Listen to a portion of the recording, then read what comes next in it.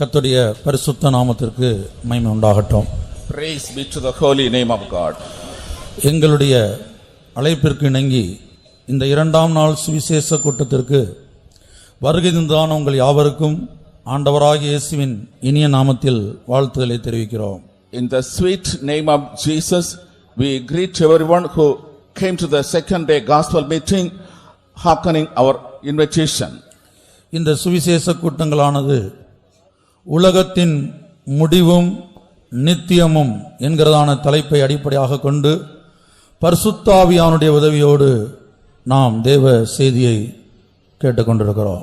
In these gospel meetings, we are hearing the message of God with the help of the Spirit of God on the topic, the end of the world and eternity.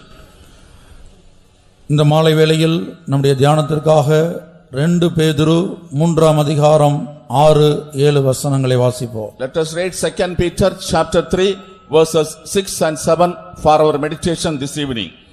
அப்பொழுது இருந்த உலகம் ஜலப்பிரளயத்தினாலே அழிந்தது என்பதையும் மனதார அறியாமல் இருக்கிறார்கள். இப்பொழுது இருக்கிற வானங்களும் பூமியும் அந்த வார்த்தையினாலேயே அக்கினிக்கிரையாக வைக்கப்பட்டு தேவபக்தி இல்லாதவர்கள் நியாயந்தீர்க்கப்பட்டு அழிந்து போகும் நாள் வரைக்கும் காக்கப்பட்டிருக்கிறது. கர்த்தருடைய பரிசுத்த நாமத்திற்கு மகிமை உண்டாகட்டும். Praise be to the holy name of God. சத்திய வேதத்திலே 3 வித்தியாசமான உலகத்தை குறித்து நாம் பார்க்கிறோம். In the Holy Bible we come across 3 different kinds of worlds. முதலாவதாக 2 பேதுரு 2ஆம் அதிகாரம் 5ஆம் வசனத்திலே பூர்வ உலகம் என்கிறதான ஒரு உலகத்தை குறித்து நாம் பார்க்கிறோம். In 2 Peter chapter 2 verse 5 we come across a world called the old world. அந்த உலகத்தை குறித்து தான் 2 பேதுரு 3ஆம் அதிகாரம் 6ஆம் வசனத்திலே பேதுரு சொல்கிறார், அப்பொழுது இருந்த உலகம். In 2 Peter chapter 3 verse 6 St. Peter says about that world as the world that existed then. இந்த 2 இடங்களிலேயும் பயன்படுத்தப்பட்டிருக்கிற உலகம் என்கிற வார்த்தையானது கிரேக்க பாஷையிலே காஸ்மோஸ் என்று எழுதப்பட்டிருக்கிறது. The term, the world that is used in these 2 contexts in the Greek language, that term used is cosmos. இரண்டாவதாக இப்பொழுது இருக்கிறதான பொல்லாத உலகம். Secondly, the present evil world. கலாத்தியர் 1ஆம் அதிகாரம் 4ஆம் வசனத்திலே அதை நாம் பார்க்கிறோம். In Galatians chapter 1 verse 4 we come across it. தமிழிலே இப்பொழுது இருக்கிற பொல்லாத பிரபஞ்சம் என்று அவர்கள் மொழிபெயர்த்திருக்கிறார்கள். ஆங்கிலத்திலே present evil world என்று எழுதப்பட்டிருக்கிறது. According to Tamil translation it is present evil universe, but in English translation it is the present evil world. மூல பாஷையிலே அயோன் என்று எழுதப்பட்டிருக்கிறது. In original tongue it is written as Aion. மூன்றாவதாக எபிரேயர் 2ஆம் அதிகாரம் 5ஆம் வசனத்தை வாசிக்கும்போது இனி வரும் உலகம் என்று ஒரு உலகத்தை குறித்து நாம் அங்கே பார்க்கிறோம். In Hebrews chapter 2 verse 5 we come across a world which is the world to come. மூல பாஷையிலே அந்த இடத்திலே பயன்படுத்தப்பட்ட உலகம் என்கிற வார்த்தைக்கு கிரேக்க பாஷையில் ஒய்கோமெனே என்று எழுதப்பட்டிருக்கிறது. In the original tongue, that is in Greek, the word is translated as oikomene. பூர்வ உலகம் அழிந்தது என்பதை நேற்றைய தினத்திலே நாம் சிந்தித்தோம். Yesterday we meditated that the old world was destroyed. இப்பொழுது இருக்கிறதான நாம் வாசம் பண்ணுகிற இந்த பொல்லாத உலகத்திற்கு வெகு சீக்கிரத்திலே ஒரு பெரிய அழிவு வரப்போகிறது. Very soon an end will be coming to the present evil world in which we are living today. விஞ்ஞானம் அபரிதமாய் வளருவதற்கு முன்பாக வேதத்திலே தீர்க்க தரிசனமாய் எழுதப்பட்ட இந்த உலகத்துக்கு, இப்பொழுது இருக்கிற இந்த உலகத்துக்கு வரக்கூடிய அழிவை குறித்து விஞ்ஞானம் வளர்வதற்கு முன்பாக விஞ்ஞானிகள் ஏற்றுக்கொள்ள மறுத்தார்கள். Before the abundant growth of the science regarding the destruction of the world that is written in the Holy Bible, the scientists were denying about it. இந்த உலகத்திற்கு அழிவா அது வர வாய்ப்பே இல்லை. ஒருவேளை அப்படி ஒரு அழிவு வருமானால் எங்களுடைய நவீன கண்டுபிடிப்புகள் மூலமாக அதை நாங்கள் தடுத்து நிறுத்துவோம். Is there an end to the world? There is no possibility of it. If at all such a destruction is happening, using our modern invention techniques, we will be able to stop it. ஆனால் சத்திய வேதத்திலே பழைய ஏற்பாட்டிலே காணப்படுகிற தீர்க்கதரிசிகளும் புதிய ஏற்பாட்டு தீர்க்கதரிசிகளும் மிகவும் தெளிவாக சொல்லியிருக்கிறார்கள், இந்த பொல்லாத உலகத்திற்கு பயங்கரமான ஒரு அழிவு வர இருப்பதாக. In the Holy Bible, the prophets of the Old Testament and New Testament has spoken definitely that an destruction end will be coming to the present world. பூர்வ உலகத்தை அந்த நாட்களிலே ஜீவிக்கிற ஜனங்களுடைய பாவத்து நிமித்தம் தேவன் அழித்தார் என்பதை நேற்றைய தினத்திலே நாம் பார்த்தோம். Yesterday we saw that because of the sin of the world who lived during that period, the Lord destroyed the old world. அப்பொழுது இருந்த உலகத்தை அழிக்கும்படியாக தேவன் பயன்படுத்தின ஆயுதம் ஜலம், தண்ணீராயிருக்கிறது. The weapon that God used in order to destroy the old world was water or flood. அந்த அழிவிலே இந்த பூமி மாத்திரமே அழிக்கப்பட்டது, வானத்திலே அழிவு சம்பவிக்கவில்லை. In that destruction took place only to the earth. There was no destruction to the space. ஆனால் இப்பொழுது இருக்கிற பொல்லாத உலகத்திற்கு அழிவு அக்னியின் மூலமாக வரப்போகிறது. But the present evil world, the destruction will be coming through fire. இந்த அழிவிலே பூமி மாத்திரமல்ல, வானங்களும் தப்புவதில்லை. In this destruction, not only the earth will be destroyed, even the space will not be spared. இந்த பொல்லாத உலகத்திற்கு எப்படி அழிவு வர இருக்கிறது என்பதை தீர்க்கதரிசன ரீதியாகவும் விஞ்ஞான ரீதியாகவும் நாம் சிந்திக்க போகிறோம். Prophetically and scientifically we are going to meditate how the destruction will be coming to the present evil world. 2 பேதுரு 3ஆம் அதிகாரம் 7ஆம் வசனத்தை மாத்திரம் இப்பொழுது வாசிப்போம். Let us read 2 Peter chapter 3 verse 7 alone. இப்பொழுது இருக்கிற வானங்களும் பூமியும் அந்த வார்த்தையினாலேயே அக்கினிக்கு இரையாக வைக்கப்பட்டு தேவபக்தி இல்லாதவர்கள் நியாயம் தீர்க்கப்பட்டு அழிந்து போகும் நாள் வரைக்கும் காக்கப்பட்டிருக்கிறது. இப்பொழுது இருக்கிற வானங்களும் பூமியும் அக்னிக்கு இரையாக வைக்கப்பட்டு, And the present heavens and the earth are reserved to be destroyed by fire. ஆகவே இந்த இப்பொழுது நாம் வாசம் பண்ணுகிற இந்த பொல்லாத உலகத்திற்கு வரக்கூடிய அழிவை இரண்டாக இங்கே பேதுரு பிரிக்கிறார். The destruction that is going to come to the present evil world in which we are living, Saint Peter is speaking into 2 categories. ஒன்று பூமியிலே உண்டாகக்கூடியதான அழிவு. First of all, the destruction that will take place on the earth. இரண்டாவது வானத்திலே உண்டாகக்கூடியதான அழிவு. Secondly, the destruction that will take place in the space. இந்த பூமியிலே உண்டாகக்கூடிய அழிவை குறித்து இந்த பூமிக்கு என்னெல்லாம் சம்பவிக்க போகிறது என்பதை பழைய ஏற்பாட்டிலே பல்வேறு தீர்க்கதரிசிகள் தீர்க்கதரிசனம் உரைத்திருக்கிறார்கள். During the Old Testament period, many prophets have uttered prophecies regarding the destruction that will be coming to the world. தீர்க்கதரிசனம் என்ன சொல்லுகிறது என்பதை தியானிப்பதற்கு முன்பாக, before you meditate what the prophecies are telling, இந்த உலகத்திற்கு அழிவே இல்லை, இந்த உலகம் அழியவே அழியாது என்று வாதாடி வந்த விஞ்ஞானிகள் மத்தியில் இப்போது என்ன கருத்து நிலவுகிறது என்பதை முதலாவது சுருக்கமாக நான் சொல்ல ஆசிக்கிறேன். The opinions that was prevailing among the scientists that there is no possibility for the destruction of the world. What is the present opinion among the scientists? I want to tell briefly. இன்றைக்கு ஒரு கூட்ட விஞ்ஞானிகள் மத்தியில் 2012ஆம் ஆண்டு இந்த உலகத்திற்கு ஒரு பெரிய அழிவு வரப்போகிறது. அதாவது பூமியானது பின்னிட்டு திரும்ப போகிறது.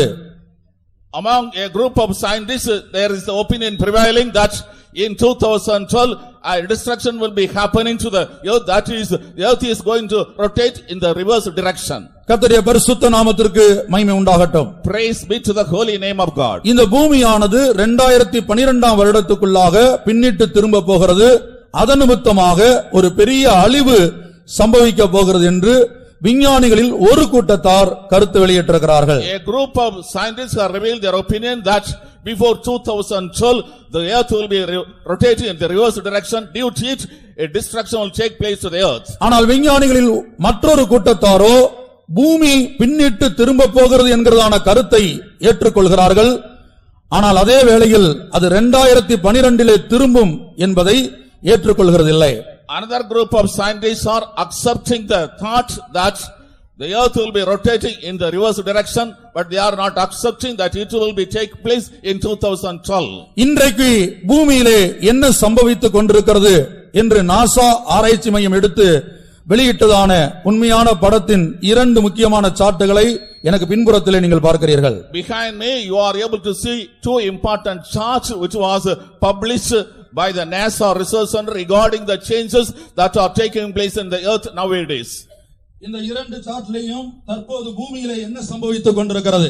In these 2 charts, what is happening in the present days in the earth? இது நாசா ஆராய்ச்சி கழகத்தினால் வெளியிடப்பட்டதான தற்போது பூமியிலே நடக்கக்கூடிய மாற்றங்களை பற்றியதான உண்மையான படங்களாய் இருக்கிறது. These are the true pictures regarding the present changes in the earth which was published by the NASA Research Center.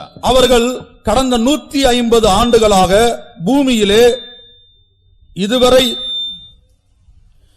இதுவரை இல்லாத ஒரு பெரிய மாற்றம் சம்பவித்துக் கொண்டிருப்பதாக கண்டுபிடித்திருக்கிறார்கள். During the past 150 years, a change was taking place in the earth which did not take place beforehand. They have found it out. இந்த இரண்டு படங்களிலே கூறப்பட்டிருக்கிறதான செய்தியின் சுருக்கம் என்ன? What is the substance of the message that is contained in these two pictures? பூமியினுடைய magnetic ஃபீல்ட்ல ஒரு பெரிதான மாற்றம் இப்பொழுது நடந்து கொண்டிருக்கிறது. A great change is taking place in the magnetic field of the earth. அதாவது பொதுவாக பூமியினுடைய மேக்னெட்டிக் ஃபீல்ட் ஆனது நார்த் போல் பாசிட்டிவ் சார்ஜ் ஆகவும் சவுத் போல் நெகட்டிவ் சார்ஜ் ஆகவும் காணப்படும். The magnetic field of the earth is in the north pole it is positive charge and in the south pole it is negative charge. இதுதான் எப்போதும் இருந்து வருகிறதான ஒரு முறை. This is the common system which is prevailing always. ஆனால் கடந்த 150 ஆண்டுகளாக இது படிப்படியாக இதிலே ஒரு மாற்றம் நடந்து கொண்டே இருக்கிறது. But during the 150 years gradually a change is taking place in this system. இப்போது என்ன சம்பவிக்கிறது? What is happening now? North pole negative charge ஆகவும் சவுத் போல் பாசிட்டிவ் சார்ஜ் ஆகவும் மாறி வருகிறது. அது எப்படி மாறி வருகிறது என்கிறதான படத்தை தான் நாம் இந்த இரண்டு சார்ட்லயும் பார்க்கிறோம். North pole is changed as south pole. North pole is changed as negative charge and south pole is changed as positive charge. That is what we see in these two pictures. நான் மறுபடியும் சுருக்கமாக சொல்கிறேன். I tell briefly again. பூமியினுடைய magnetic ஃபீல்ட்ல ஒரு பெரிதான மாற்றம் கடந்த 150 ஆண்டுகளாக நடந்து கொண்டிருப்பதாக இப்பொழுது கண்டுபிடித்திருக்கிறார்கள். Now they have found out that during the 150 years a great change is taking place in the magnetic field of the earth. பொதுவாக பூமியினுடைய மேக்னெட்டிக் ஃபீல்ட்ல நார்த் போல் பாசிட்டிவ் சார்ஜ் ஆகவும் சவுத் போல் நெகட்டிவ் சார்ஜ் ஆகவும் காணப்படும். Normally in the magnetic field of the earth the north pole is positively charged and south pole is negatively charged. ஆனா கடந்த 150 ஆண்டுகளாக north pole negative charge ஆகவும் south pole positive charge ஆகவும் படிப்படியாக மாறி வருகிறது. During the past 150 years north pole is getting changed as negatively charged and south pole is getting changed as positively charged. இதிலிருந்து என்ன சம்பவிக்க போகிறது? What will be happening due to this? இன்னும் சில வருஷங்களுக்குள்ளாக பூமியானது இப்பொழுது கிளாக் வைஸில் சுற்றி கொண்டிருக்கிற பூமியானது இனிமேல் ஆன்டி கிளாக் வைஸில் அதாவது பின்னிட்டு திரும்பி சுற்ற போகிறது என்று விஞ்ஞானிகள் இந்த ஆராய்ச்சியின் முடிவிலே அச்சம் தெரிவித்திருக்கிறார்கள். Within a few years the earth which is rotating in the clockwise direction at present will be rotating in the anti-clockwise direction, that is in the reverse direction.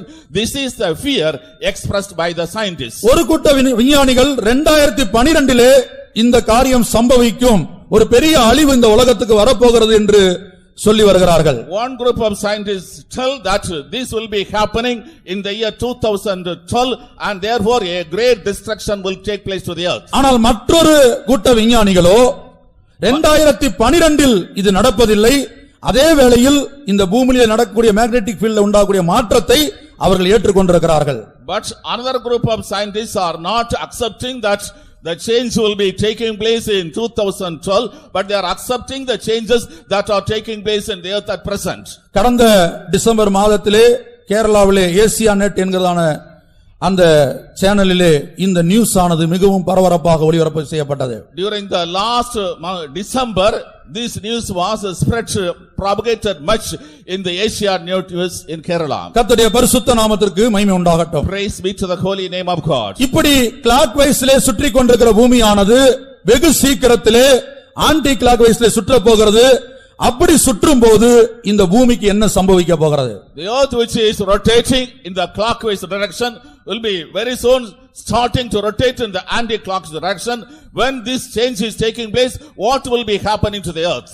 எப்படி என்னென்ன மாற்றங்கள் நடக்க போகிறது என்று விஞ்ஞானிகள் சில முக்கியமான காரியங்களை வெளியிட்டிருக்கிறார்கள். The scientists have published certain important things regarding the changes that are going to take place. அதாவது சூரியன் உதிக்கும் திசை இனிமேல் அஸ்தமன திசையாக மாறும். The direction where the sun is rising will be becoming the sunset direction. சூரியன் அஸ்தமன திசை உதிக்கும் திசையாக மாறும். The direction in which the sun sets will be the direction where the sun rises. பூமி பின்னிட்டு திரும்பும்போது நடக்கக்கூடிய முதல் மாற்றம். The first change that will be taking place when the earth rotates in the reverse direction.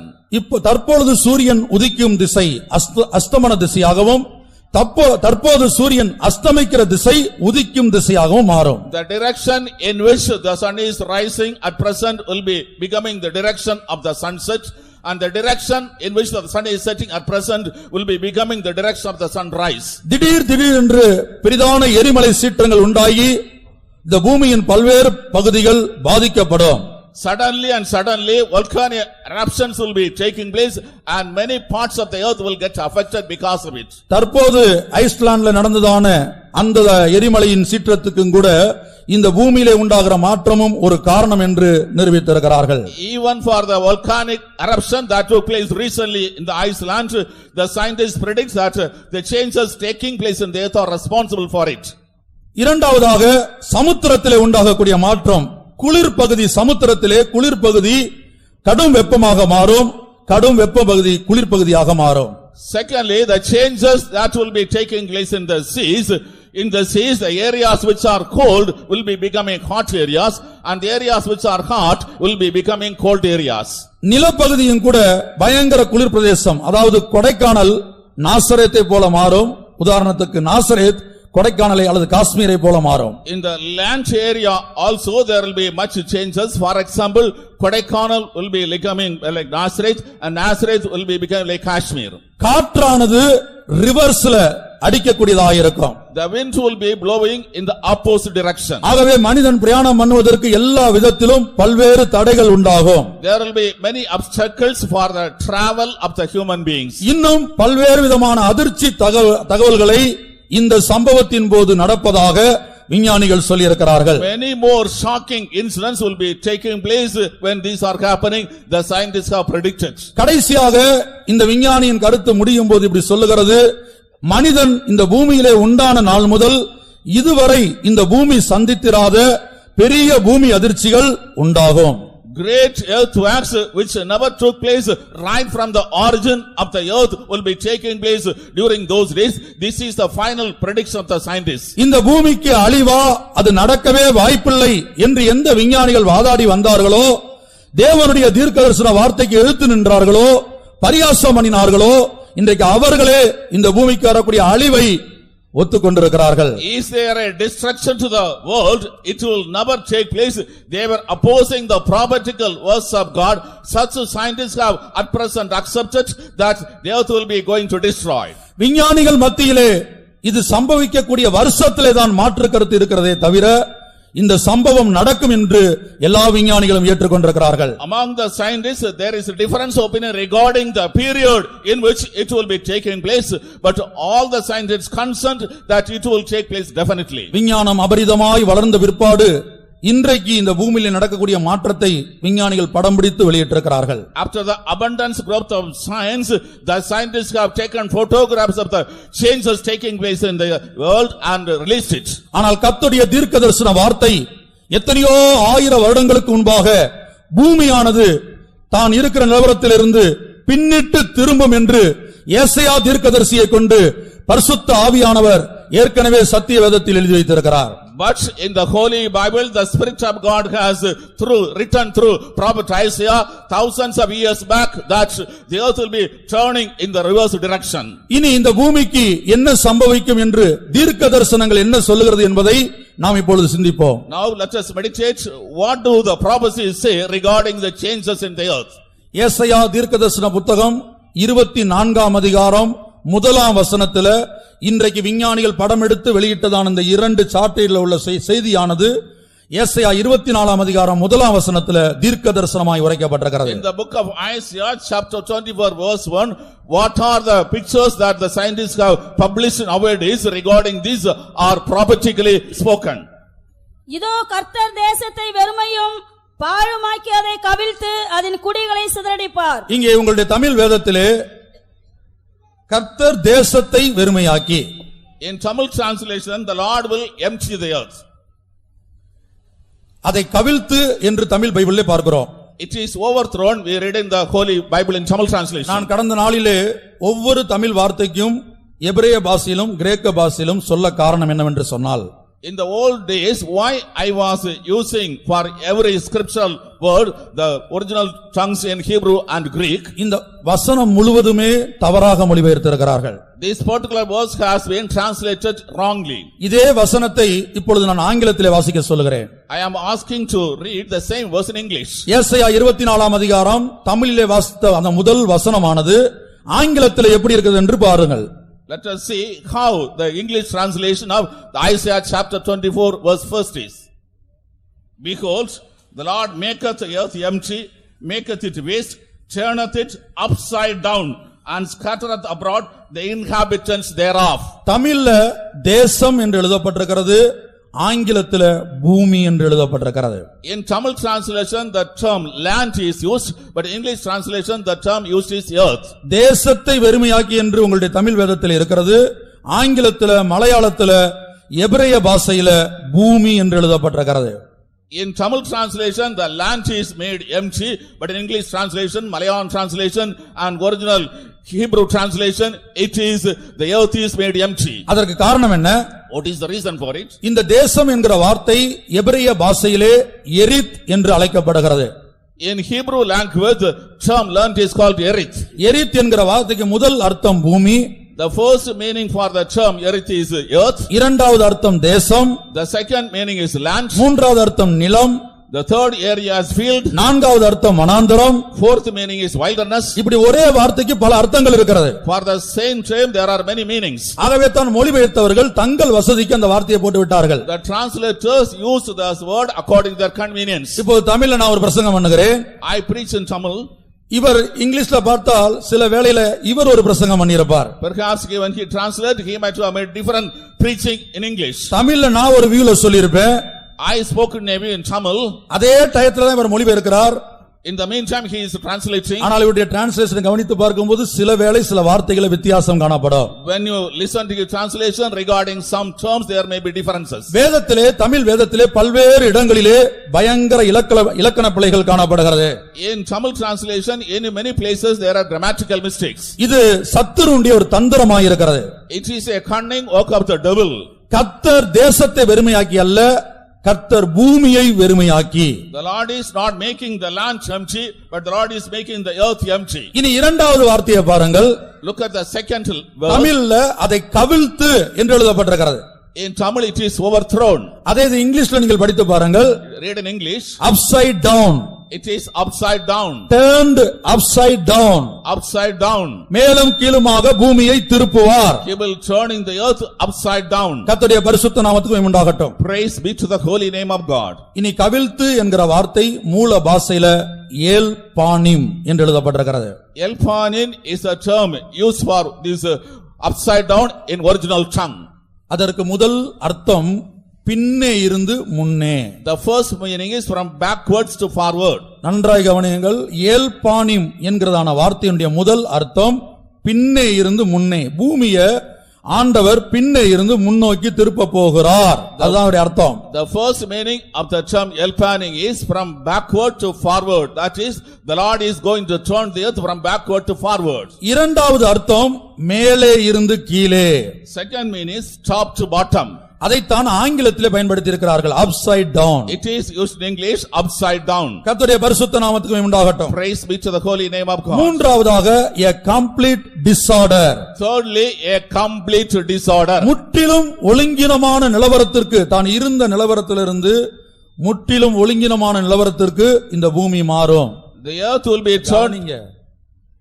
கர்த்தருடைய பரிசுத்த நாமம் உண்டாகட்டும். The earth will be turned to a complete disorderly position from the present condition. கர்த்தருடைய பரிசுத்த நாமத்துக்கு மகிமை உண்டாகட்டும். Praise be to the holy name of God. ஆகவே ஏசாயா தீர்க்கதரிசியை கொண்டு இன்றைக்கு இந்த விஞ்ஞானிகள் இந்த பூமிக்கு இனிமேல் இந்த பொல்லாத உலகத்திற்கு எப்படி அழிவு வரப்போகிறது என்பதை படம் எடுத்து வெளியிட்டிருக்கிறார்களோ, இவர்கள் கண்டுபிடித்து வெளியிடுவதற்கு கிட்டத்தட்ட 2700 வருடங்களுக்கு முன்பாக இந்த சம்பவம் நடக்கும் என்று ஏசாயா தீர்க்கதரிசி குறிப்பிட்டிருக்கிறார். During the present days, the scientists have made research and published the changes that are taking place in the earth and the destruction that will take place. But nearly 2,700 years back, the Lord has prophesied through prophet Isaiah that these things will be taking place. இனி இரண்டாவது ஏசாயா இந்த பூமிக்கு என்ன சம்பவிக்கும் என்பதை ஏசாயா 13:13 சொல்லுகிறார். In the book of Isaiah, chapter 13, verse 13, prophet Isaiah telling what is going to happen to the earth. இது நிமித்தம் சேனைகளின் கர்த்தருடைய உக்கிரத்தினால் அவருடைய கடுங்கோபத்தின் நாளிலே பூமி தன்னிடத்தை விட்டு நீங்கும்படி வானத்தை அதிர பண்ணுவேன். அவருடைய கடுங்கோபத்தின் நாளிலே பூமி தன் இடத்தை விட்டு நீங்கும்படி வானத்தை அதிர பண்ணுவேன். I will shake the heavens and the earth shall be removed out of the blaze in the wrath of the Lord of hosts in the day of his fierce anger. இந்த பூமியை குறித்து மூன்று முக்கியமான விஞ்ஞான ரீதியான தீர்க்கதரிசனங்களை ஏசாயா உரைத்திருக்கிறார். Prophet Isaiah uttered three important prophecies regarding the earth and it is a scientific prophecy. ஒன்று ஏசாயா 13:13 படி பூமி தன் இடத்தை விட்டு நீங்கும்படி வானத்தை அதிர பண்ணுவேன். According to Isaiah chapter 13 verse 13, I will shake the heavens so that the earth is moved out of its place. இரண்டாவது ஏசாயா 24 அதிகாரம் 1 வசனத்தின்படி பூமியை பின்னே இருந்து முன்னே திருப்புவேன். Secondly, according to Isaiah chapter 24 verse 1, I will turn the earth from backward to forwards. மூன்றாவது இந்த பூமி ஒரு குடிகாரனை போல தள்ளாடும். Thirdly, the earth will be moving and just wagging just like a drunkard. ஏசாயா 24 அதிகாரம் 20 வசனத்திலே அந்த மூன்றாவது தீர்க்கதரிசனத்தை நாம் பார்க்கிறோம். In the book of Isaiah chapter 24 verse 20, we come across that third prophecy. வெறித்தவனை போல தேசம் தள்ளாடி ஒரு குடிலை போல பெயர்த்து போடப்படும். அதன் பாதகம் அதன் மேல் பாரமாயிருக்கையால் அது விழுந்து போம், இனி எழுந்திராது. இந்த மூன்று தீர்க்கதரிசனங்களும் விஞ்ஞான ரீதியாக இன்றைக்கு விஞ்ஞானிகளால் ஏற்றுக்கொள்ளப்பட்டு நிரூபிக்கப்பட்டிருக்கிறது. These three prophecies have been proved scientifically and accepted by the scientists today. இங்கே தேசம் என்று எழுதப்பட்டிருக்கிறது மூல பாஷையிலே எரித், அதாவது பூமி. In Tamil translation it is a land, but in original tongue it is earth or earth. மலையாளத்தில் தெளிவாக எழுதியிருக்கிறார்கள் பூமி வெறித்தவனை போல தள்ளாடும். In Malayalam translation it is rightly translated that the earth will be moving to and fro like a drunkard. இன்றைக்கு மொத்த உலகத்தையும் நிலப்பகுதியை 7 கண்டங்களாக பிரித்திருக்கிறார்கள். The land area of the whole world is divided into 7 parts today. கர்த்தருடைய பரிசுத்த நாமத்துக்கு உண்டாகட்டும். Praise be to the holy name of God. 1 Asia, 2 Africa, 3 Antarctica. Asia, Africa, Antarctica. ஐரோப்பா, Australia. Europe, Australia. வட America, தென் America. North America, South America. இன்றைக்கு நிலப்பகுதியை கண்டம் என்று சொன்னால் அதனுடைய அர்த்தம் தொடர்ந்து வரக்கூடிய நிலப்பகுதிக்கு கண்டம் என்று பெயர். The continuing land area is called a continent. நான் இதை எதற்காக சொல்லுகிறேன்? Why I tell this? விஞ்ஞானிகள் சொன்ன விஷயத்தை சொல்வதல்ல எங்களுடைய நோக்கம். It is not our purpose of telling the scientists' words.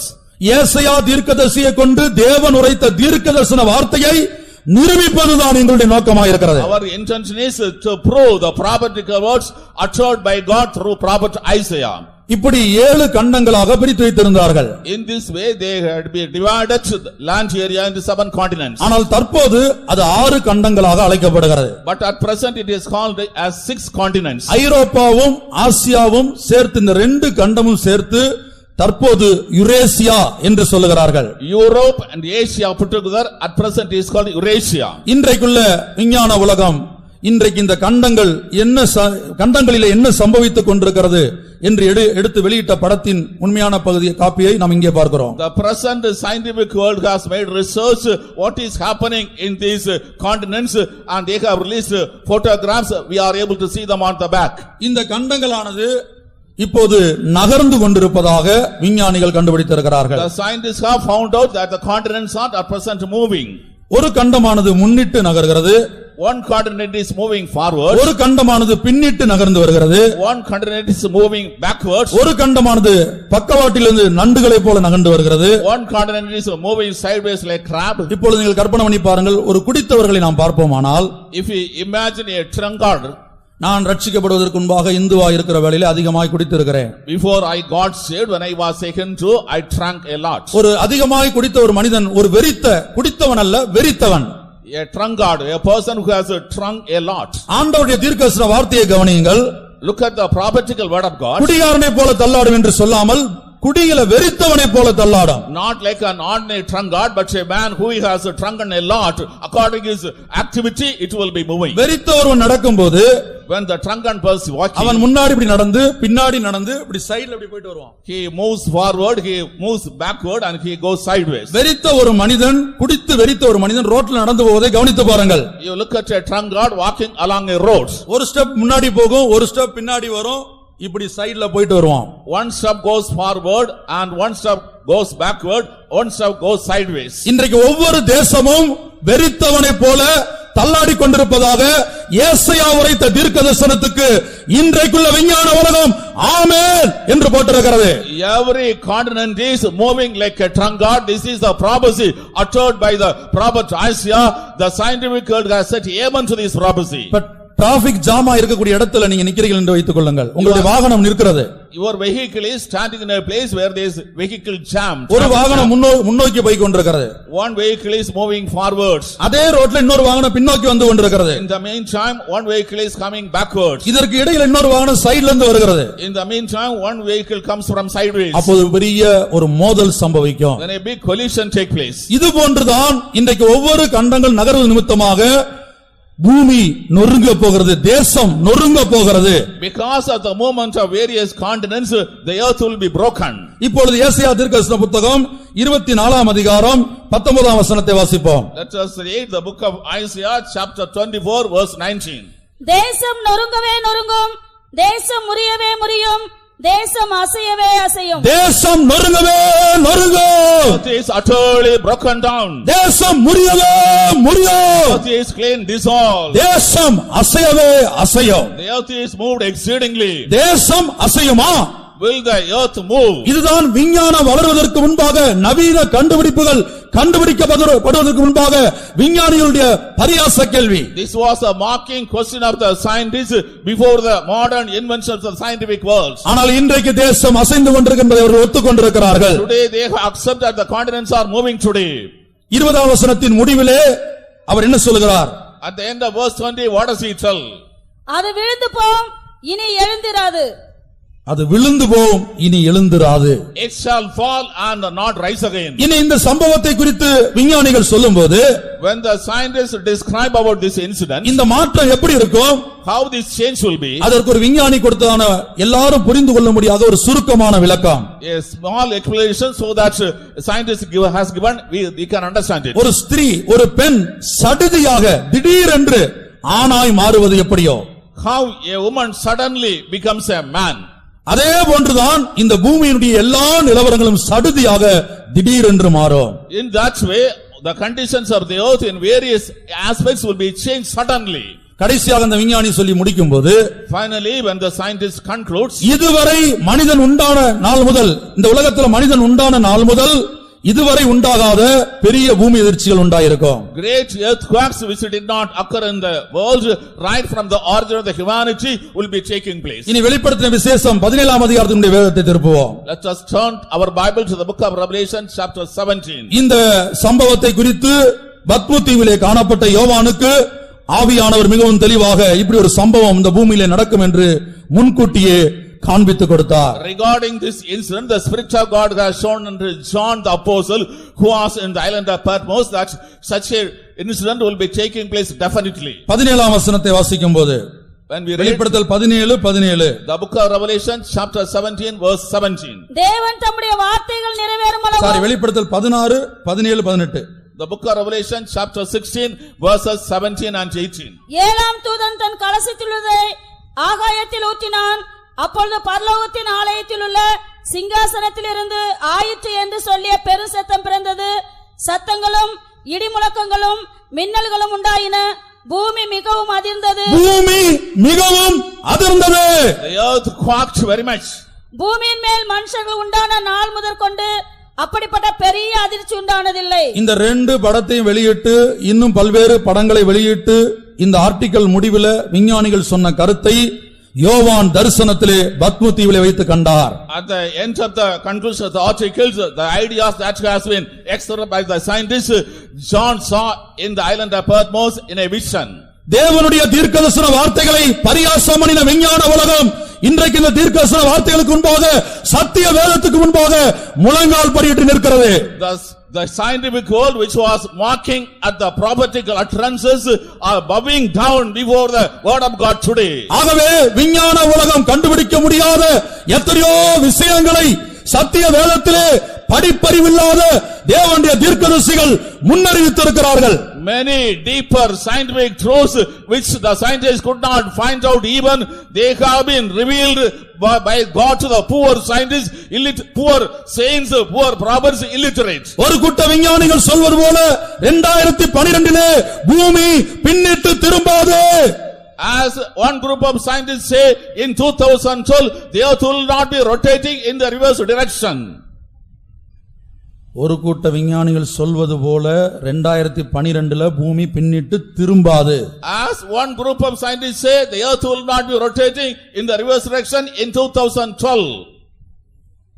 கர்த்தருடைய பரிசுத்த நாமத்துக்கு உண்டாகட்டும். Praise be to the holy name of God. அது எப்போது திரும்பும் என்று சத்திய வேதத்தில் எழுதப்பட்டிருக்கிறது. In the holy Bible it is written when it will rotate in this way. கர்த்தருடைய பெரிதும் பயங்கரமான நாள் வரும்போது, when the great and fierce day of the Lord comes, கர்த்தருடைய கடுங்கோபத்தின் நாளிலே, on the day of the great wrath of God, கர்த்தருடைய உக்கிரத்தின் நாளிலே, on the day of the fierce wrath of God. இனி யோவான் காண்கிறார், ஏழாம் தூதன் கலசத்தில் உள்ளதை இந்த பூமியின் மேல் ஊற்றும்போது, John sees in the vision that when the seventh angel pours what is in well on the earth. ஆகவே பூமியானது பின்னிட்டு திரும்ப போகிறது என்பது தேவனுடைய தீர்க்கதரிசன சத்தியம். அதைத்தான் இன்றைக்கு விஞ்ஞானிகள் ஏற்றுக்கொண்டு படம் வெளியிட்டிருக்கிறார்கள். It is a prophetical truth of God that the earth will be rotating in the reverse direction. The scientists have found out and revealed and published articles. எஸ்ஐயா 13:13 அது எப்போது சம்பவிக்கும் என்று அங்கே எழுதப்பட்டிருக்கிறது. In the book of Isaiah chapter 13 verse 30 it is written when it will happen. இனி எஸ்ஐயா 24 அதிகாரமும் கர்த்தருடைய நாளிலே நடக்கக்கூடிய சம்பவங்களை பற்றிய அதிகாரம் தான். In the book of Isaiah chapter 24 also we are seeing the incidents which will take place during the day of the Lord. எஸ்ஐயா 13:13 The book of Isaiah chapter 13 verse 13. இது நிமித்தம் சேனைகளின் கர்த்தருடைய உக்கிரத்தினால் அவருடைய கடுங்கோபத்தினாலே பூமி தண்டத்தை விட்டு நீங்கும்படி வானத்தை அதிர பண்ணுவேன். எப்போது தேவன் வானத்தை அதிர பண்ணுகிறார்? When is the Lord shaking the heavens? எப்போது பூமி தன் இடத்தை விட்டு நீங்க போகிறது? When the earth will be removed out of its place. எப்போது பூமி வெறித்தவனை போல தள்ளாட போகிறது? When the earth will be moving like a drunkard. எப்போது பூமி பின்னிட்டு திரும்ப போகிறது? When the earth is going to move in the reverse direction. கர்த்தருடைய கடுங்கோபத்தின் நாளிலே, on the day of the fierce wrath of God. கர்த்தருடைய கடுங்கோபத்தின் நாளிலே, on the day of the fierce wrath of God. 2012 அல்ல, not in 2012. கர்த்தருடைய கடுங்கோபத்தின் நாள் என்றால் என்ன? What is meant by the day of the fierce wrath of God? இனி 2 பேதுரு 3 அதிகாரம் 10 வசனத்தை படித்து பாருங்கள். Read in 2 Peter chapter 3 verse 10. அங்கேயும் இந்த பூமிக்கு வரக்கூடிய அழிவு எப்போது என்று அங்கே தெளிவாக எழுதப்பட்டிருக்கிறது. It is written very clearly when the destruction will be coming to the earth. கர்த்தருடைய நாளிலே இது சம்பவிக்கும் என்று பேதுரு சொல்லுகிறார். Saint Peter says in the day of the Lord it will take place. வாசிங்க 2 பேதுரு 3:10. 2 Peter chapter 3 verse 10. கர்த்தருடைய நாள் இரவிலே திருடன் வருகிற விதமாய் வரும். அப்பொழுது வானங்கள் மடமட என்று அகன்று போம், பூதங்கள் வெந்து உருவி போம், பூமியும் அதிலுள்ள கிரியைகளும் எரிந்து அழிந்து போம். பூமியும் அதிலுள்ள கிரியைகளும் அக்னியினால் எரிந்து அழிந்து போகும். எப்போது? 2012 அல்ல, கர்த்தருடைய நாளிலே. The earth and its works shall be destroyed by fire. When? Not in 2012 but in the day of the Lord. கர்த்தருடைய நாள் என்றால் என்ன? What is meant by the day of the Lord? வேதத்திலே 3 முக்கியமான நாளை குறித்து நாம் படிக்கிறோம். In the Bible we come across 3 important days. முதலாவதாக கிறிஸ்துவின் நாள். First of all the day of Christ. அது இயேசுவின் ரகசிய வருகையை காட்டுகிறது. It shows the secret coming of Jesus. இரண்டாவது கர்த்தருடைய நாள். Second the day of the Lord. அந்த நாள் எதை காட்டுகிறது? What is that today? இயேசுவின் ரகசிய வருகைக்கு பிற்பாடு After the secret coming of Jesus 7 வருட உபத்திரவம் இந்த பூமியிலே உண்டாயிருக்கும். there will be a period of tribulation for 7 years in the earth. அதுல இரண்டாவது 3 வருட உபத்திரவம் தான் கர்த்தருடைய நாள் என்று அழைக்கப்படுகிறது. The second half 3.5 years period of tribulation is called the day of the Lord. கர்த்தருடைய நாளுக்கு ஒரு ஆரம்பம் இருக்கிறது, கர்த்தருடைய நாளுக்கு ஒரு முடிவு இருக்கிறது. There is a beginning to the beginning of the day of the Lord, there is an end to the day of the Lord. மகா உபத்திர காலத்தின் 3 வருட காலம்தான் கர்த்தருடைய நாள் என்று அழைக்கப்படுகிறது. The period of great tribulation, that is the 3.5 years, is called the day of the Lord. வெளிப்படுத்தல் 8ஆம் அதிகாரம் 1ஆம் வசனத்தை வாசிக்கும்போது In the book of Revelation chapter 8 verse 1, கர்த்தருடைய நாளின் ஆரம்பத்தை அங்கே நாம் பார்க்கிறோம். we see the beginning of the day of the Lord. முழு பரலோகமும் மௌன அஞ்சலி செலுத்துகிறது. The whole heaven is paying silence.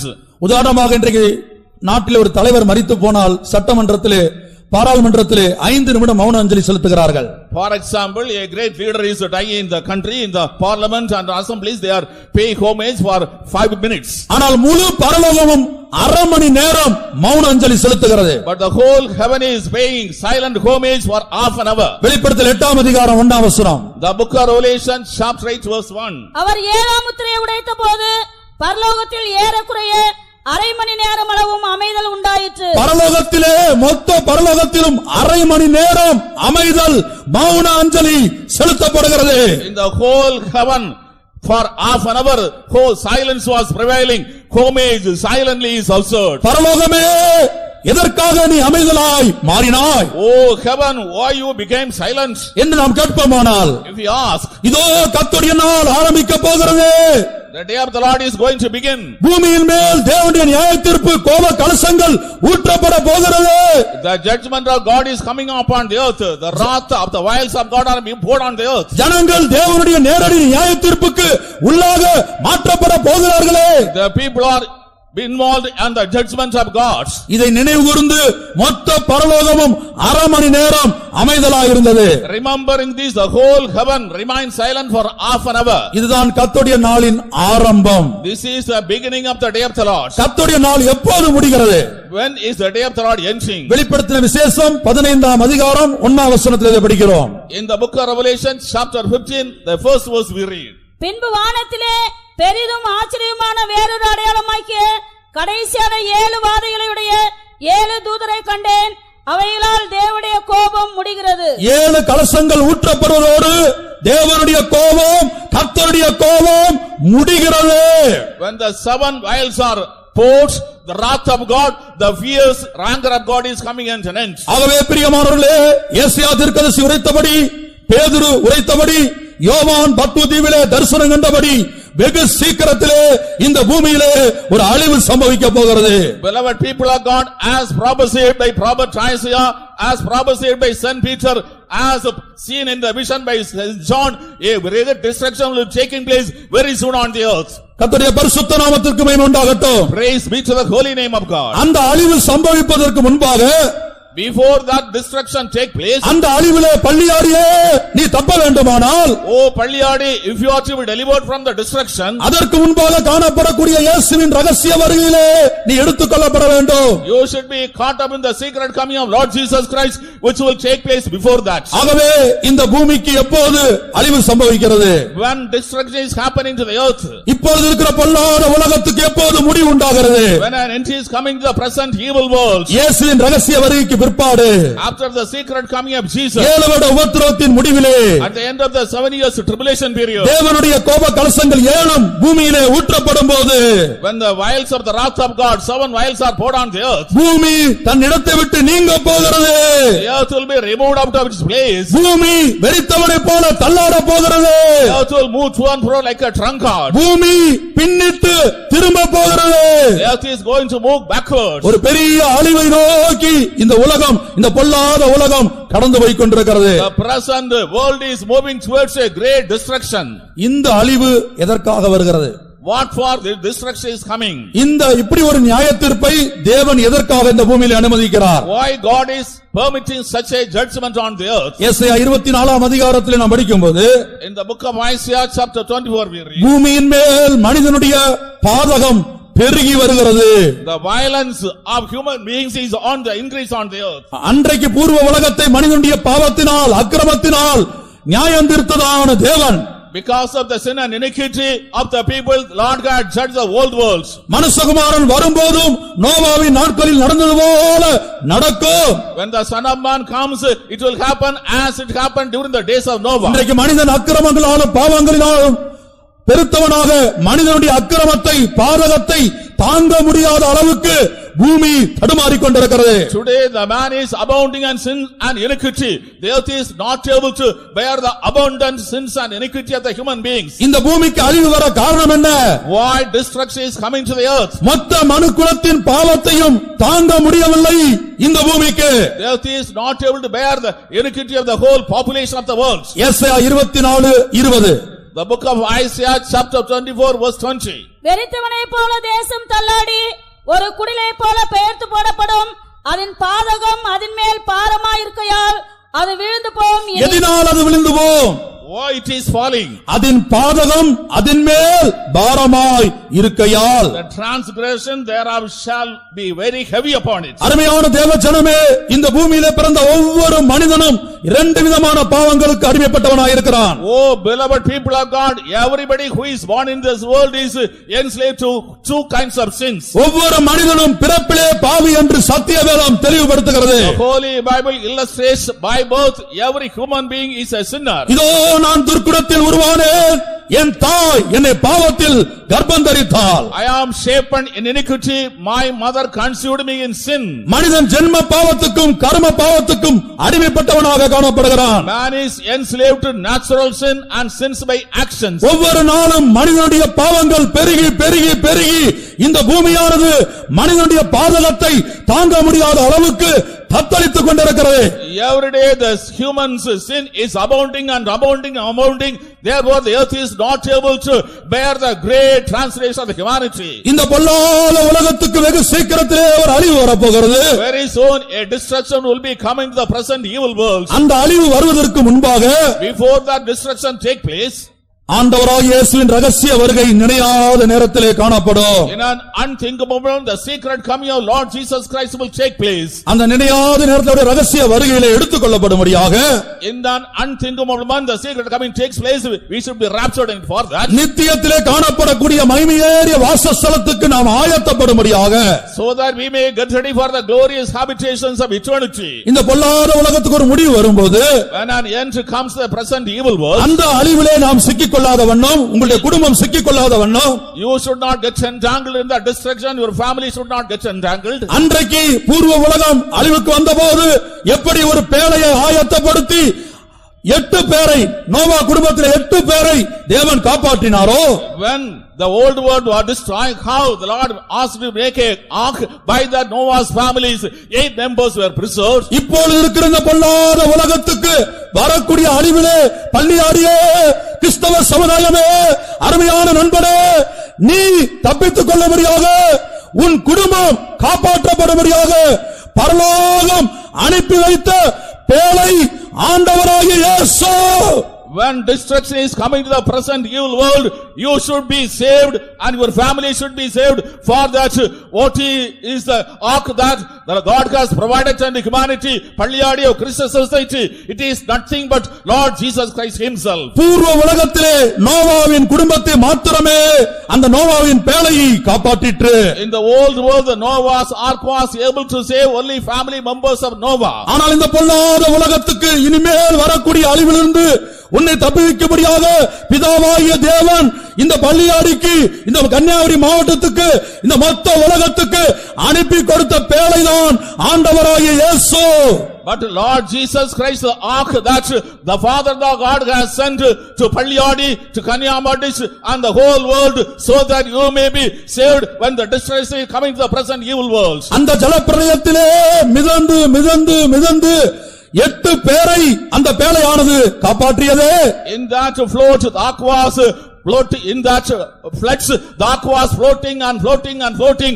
Thereby it was able to save 8 souls. பள்ளியாடிலே காணப்படுகிற அநேகரை காப்பாற்றும்படியாக, இந்த மொத்த உலகத்திலே காணப்படுகிற அநேகரை இந்த பொல்லாத உலகத்தின் அழிவிலிருந்து தப்புவிக்கும்படியாக இயேசு என்கிற பேழை இந்த 2ஆம் நாளிலே பள்ளியாடிக்கு இறங்கி வந்திருக்கிறது.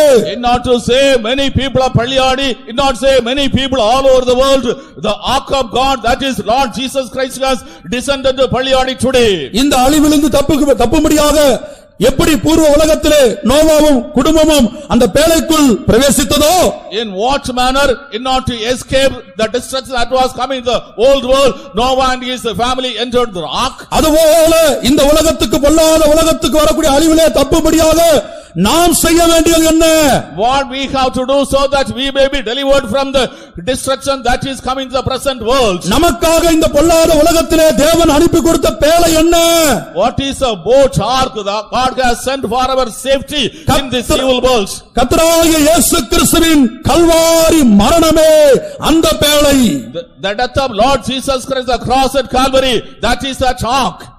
நோவாவின் குடும்பத்தார் 8 பேரும் அந்த பேழைக்குள் பிரவேசித்தது போல, just like the Noah's family 8 members entered in that ark, இந்த பொல்லாத உலகத்துக்கு வரக்கூடிய அழிவிலிருந்து அருமையான நண்பனே நீ தப்புவிக்கப்படும்படியாக, beloved friend, you should be saved from the destruction that is coming to the present evil world. கிறிஸ்து இயேசுவின் கல்வாரி மரணம் என்கிற பேழைக்குள்ளே நீ பிரவேசிப்பாயாக. You enter in the ark which is the death of Lord Jesus Christ at the cross at Calvary. அந்த பேழைக்குள்ளே பிரவேசிப்பது எப்படி? How to enter in that ark? ஞானஸ்நான சத்தியத்தின் மூலமாக நாம் அந்த பேழைக்குள்ளே பிரவேசிக்கிறோம். Through the truth of water baptism we are entering in that ark. பேதுரு அப்போஸ்தலன் சொல்லும்போது அந்த பேழைக்குள் அந்த குடும்பத்தார் பிரவேசித்ததை ஞானஸ்நான சத்தியத்துக்கு ஒப்பாக சொல்லுகிறார். When Saint Peter is speaking, he is comparing how the family members Noah in the ark to the truth of water baptism. வாசிங்க 1 பேதுரு 3ஆம் அதிகாரம் 21ஆம் வசனம். 1 Peter chapter 3 verse 21. அதற்கு ஒப்பான ஞானஸ்நானமானது மாம்ச அழுக்கை நீக்குதலாயிராமல் தேவனை பற்றும் நல்மனசாட்சியின் உடன்படிக்கையாயிருந்து இப்பொழுது நம்மையும் இயேசு கிறிஸ்துவுடைய உயிர்த்தெழுதலினால் ரட்சிக்கிறது. 20ஆம் வசனத்திலே அந்த பேழையை குறித்து பேசிவிட்டு 21ஆம் வசனத்திலே இதோ அந்த ஞானஸ்நான சத்தியத்தை அதற்கு ஒப்பாக சொல்லுகிறார். In verse 20 he speaks about the truth. In verse 21 he is comparing it to the truth of water baptism. பூர்வ உலகம் அழிக்கப்படுவதற்கு முன்பாக சுவிசேஷம் அறிவிக்கப்பட்டது. Before the old worlds were destroyed, gospel was preached. ஆனால் அந்த ஜனங்கள் அலட்சியம் பண்ணினார்கள். But the people despised it. அந்த ஜனங்கள் பரியாசம் பண்ணினார்கள். The people mocked it.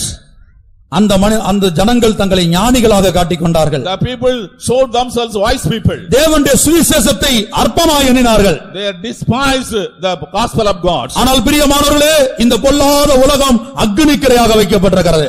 Beloved people of God, the present evil world is deserved to be destroyed by fire. பூமியானது பின்னிட்டு திரும்பும்போது ஒரு பெரிய அக்கினி மூலமாக ஒரு அழிவு உண்டாக போகிறது. When the earth is going to rotate the reverse direction through fire, a great devastation will take place. இந்த பொல்லாத உலகத்துக்கு வரக்கூடிய அழிவிலிருந்து தப்பும்படியாக இந்த பள்ளியாடி பட்டணத்துக்கு சுவிசேஷம் அறிவிக்கப்படுகிறது. To the town of Palliyadi, gospel is preached so that they may be delivered from the destruction that is coming to the earth. அன்றைக்கு நோவாவின் குடும்பத்தார் 8 பேர் மாத்திரம் அந்த வார்த்தைகளை விசுவாசித்து நோவா பேழைக்குள் பிரவேசித்தார்களே.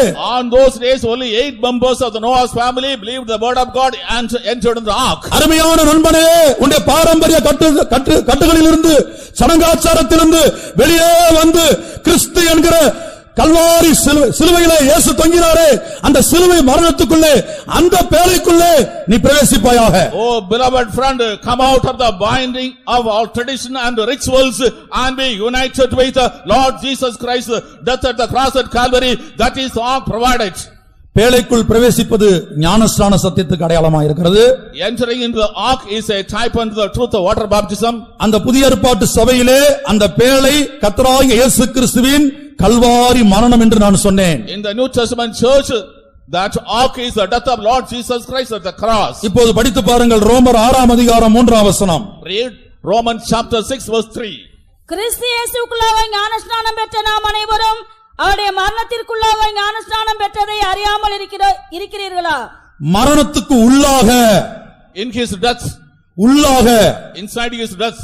கிரேக்க பாஷையிலே ஐஸ்பேனட்டோஸ் என்று எழுதப்பட்டிருக்கிறது. In Greek language ஐஸ்பேனட்டோஸ். அதாவது ஒரு மனிதன் ஞானஸ்நானத்தின் மூலமாக கிறிஸ்துவின் மரணத்துக்கு உள்ளே எப்படி நோவாவின் குடும்பம் பேழைக்கு உள்ளே பிரவேசித்ததோ, how the members of Noah entered in the ark, in that way a man is entering inside the death of Lord Jesus Christ. அதுபோல அருமையான நண்பனே, ஞானஸ்நானம் ஒரு சடங்காச்சாரம் அல்ல.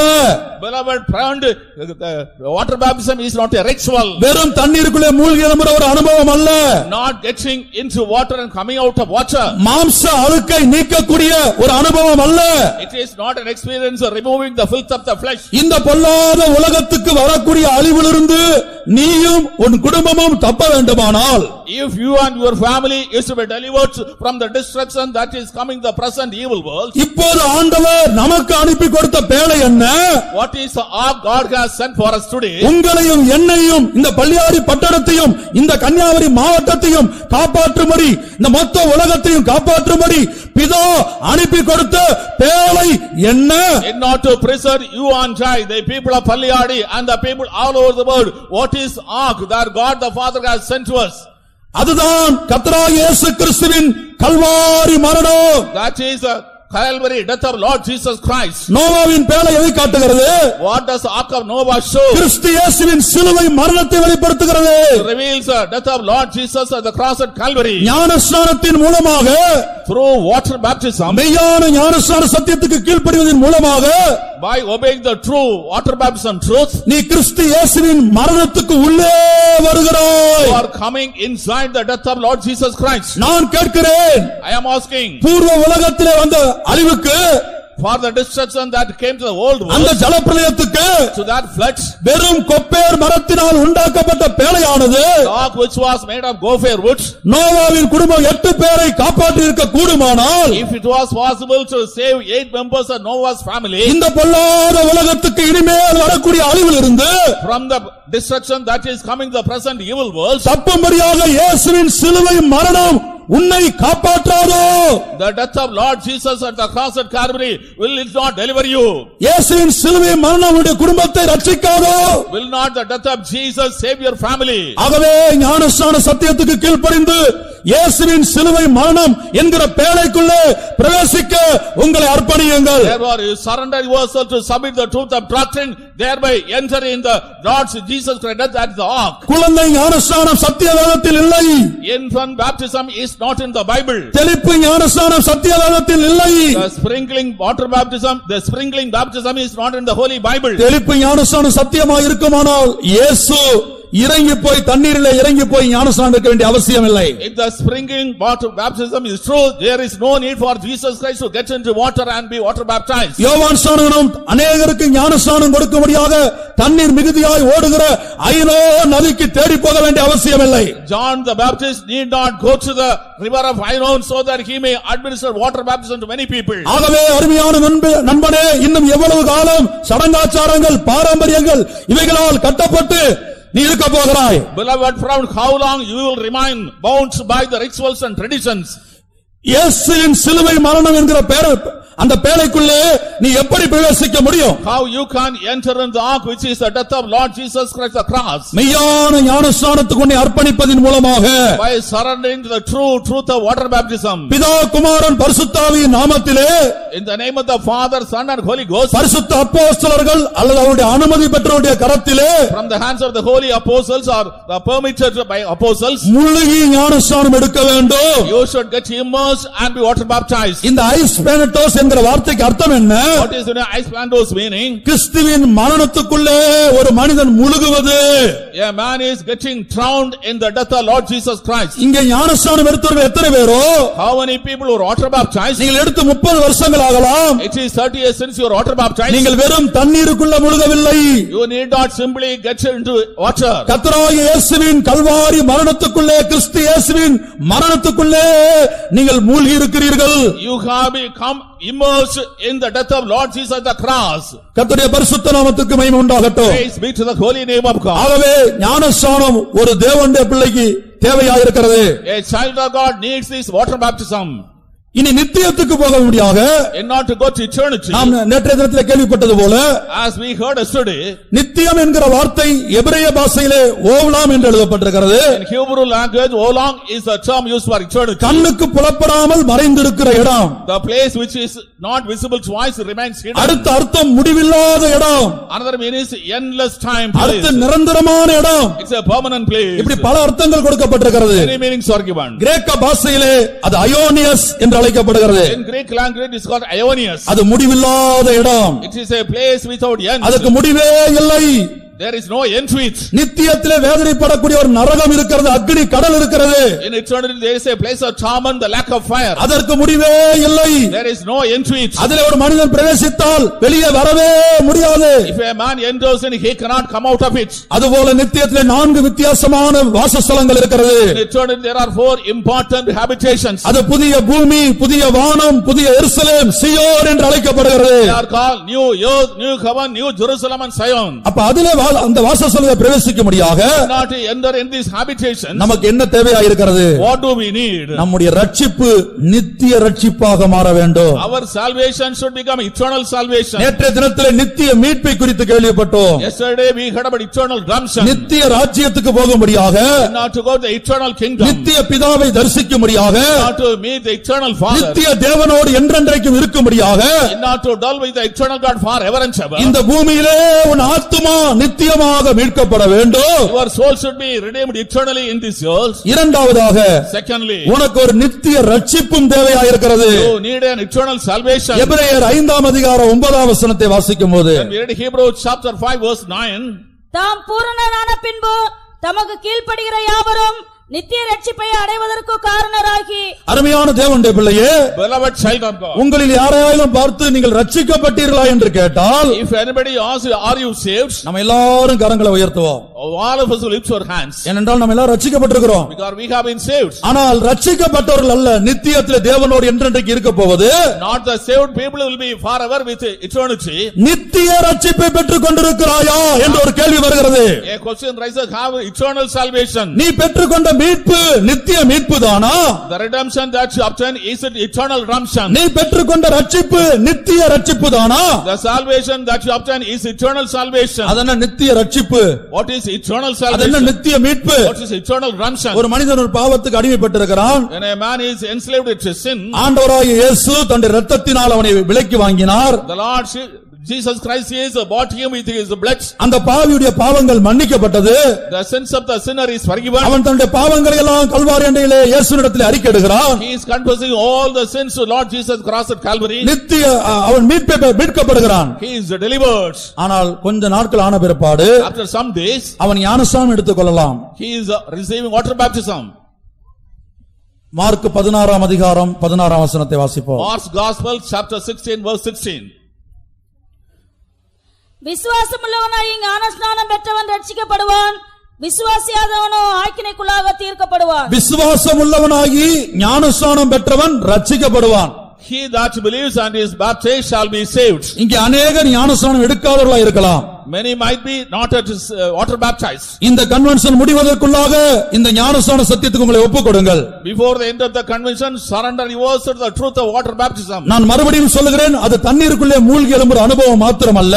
I repeat, that is not merely entering into water and coming out of இந்த water. பொல்லாத உலகத்துக்கு வரக்கூடிய அழிவிலிருந்து உன்னையும் உன் குடும்பத்தையும் தப்பு வைக்க முடியாத பிதாவாகிய தேவன் அனுப்பி கொடுத்த பேழைதான் இயேசுவின் சிலுவை மரணம். நீ ஞானஸ்நானத்தின் மூலமாக அதற்குள்ளே பிரவேசிக்கிறாய். The death of Lord Jesus Christ at the cross at Calvary is the ark the Father the God had sent for your deliverance from this world, and by obeying water baptism you are entering the death of Lord Jesus Christ. தண்ணீரிலே மூழ்கி எழும்புவதாக மாத்திரம் இருந்தால் அதை நாம் அடுத்த வருடத்துக்கு தள்ளி போடலாம். If it is mere getting into the water coming out, we can postpone to next year. ஆனால் நீ எடுத்துக்கொள்கிற ஞானஸ்நானத்தின் மூலமாக, சரியான ஞானஸ்நானத்தின் மூலமாக இயேசுவின் சிலுவை மரணத்துக்கு உள்ளே நீ பிரவேசிப்பாயானால் அது எவ்வளவு மேன்மையான பாக்கியமான சாக்கியமான அனுபவமாக இருக்கிறது. When you are receiving the right kind of water baptism, if you are entering in the death of Lord Jesus Christ, how much blessed a privileged experience it is. அருமையான நண்பனே, இனி நாட்களை தள்ளி போடாதிருப்பாயாக. Beloved friend, do not postpone the days still. நாளைய தினம் உன்னுடையதல்ல.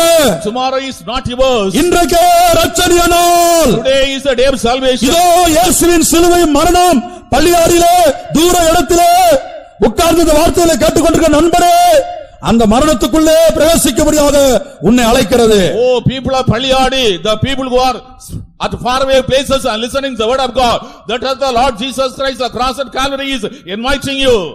ஆகவே ஞானஸ்நானத்தின் மூலமாக நாம் ரட்சிக்கப்படுகிறோம். Through water baptism we are saved. அது ஒரு ரட்சிப்பு தான். It's a salvation. ஆனால் இப்போ கேள்வி என்ன? But what's the question? யார் அந்த நித்திய ராஜ்யத்திலே நித்திய தேவனோடு போய் வாசம் பண்ண முடியும்? Who can enter the eternal kingdom and dwell with the eternal Father? வெறும் மீட்கப்பட்டவர்கள் அல்ல, Not merely redeemed people. வெறும் ரட்சிப்பை பெற்றுக்கொண்டவர்கள் அல்ல, Not the people redeemed in salvation. வேதத்திலே மீட்பும் இருக்கிறது. The redemption, the Bible. பேதுரு அப்போஸ்தலன் அந்த மீட்பை குறித்து பேசுகிறார். Peter the apostle speaks about the redemption. பொன்னினாலும் வெள்ளியினாலும் அல்ல, Not by gold and silver. விலையேறப்பெற்ற ஆட்டுக்குட்டியின் மாசற்ற இரத்தத்தினாலே நீங்கள் மீட்கப்பட்டீர்களே. By the precious pure blood of the lamb you have redeemed. ஒரு காலத்தில் நாம் மீட்கப்பட்டோம். Once we have redeemed. சில வருஷங்களுக்கு முன்பாக ஞானஸ்நானம் எடுத்தோம். A few years back we received water baptism. ஆனால் அந்த மீட்பு நித்திய மீட்பாய் இருக்கிறதா? But is that redemption an eternal redemption? அந்த ரட்சிப்பு நித்திய ரட்சிப்பாய் இருக்கிறதா?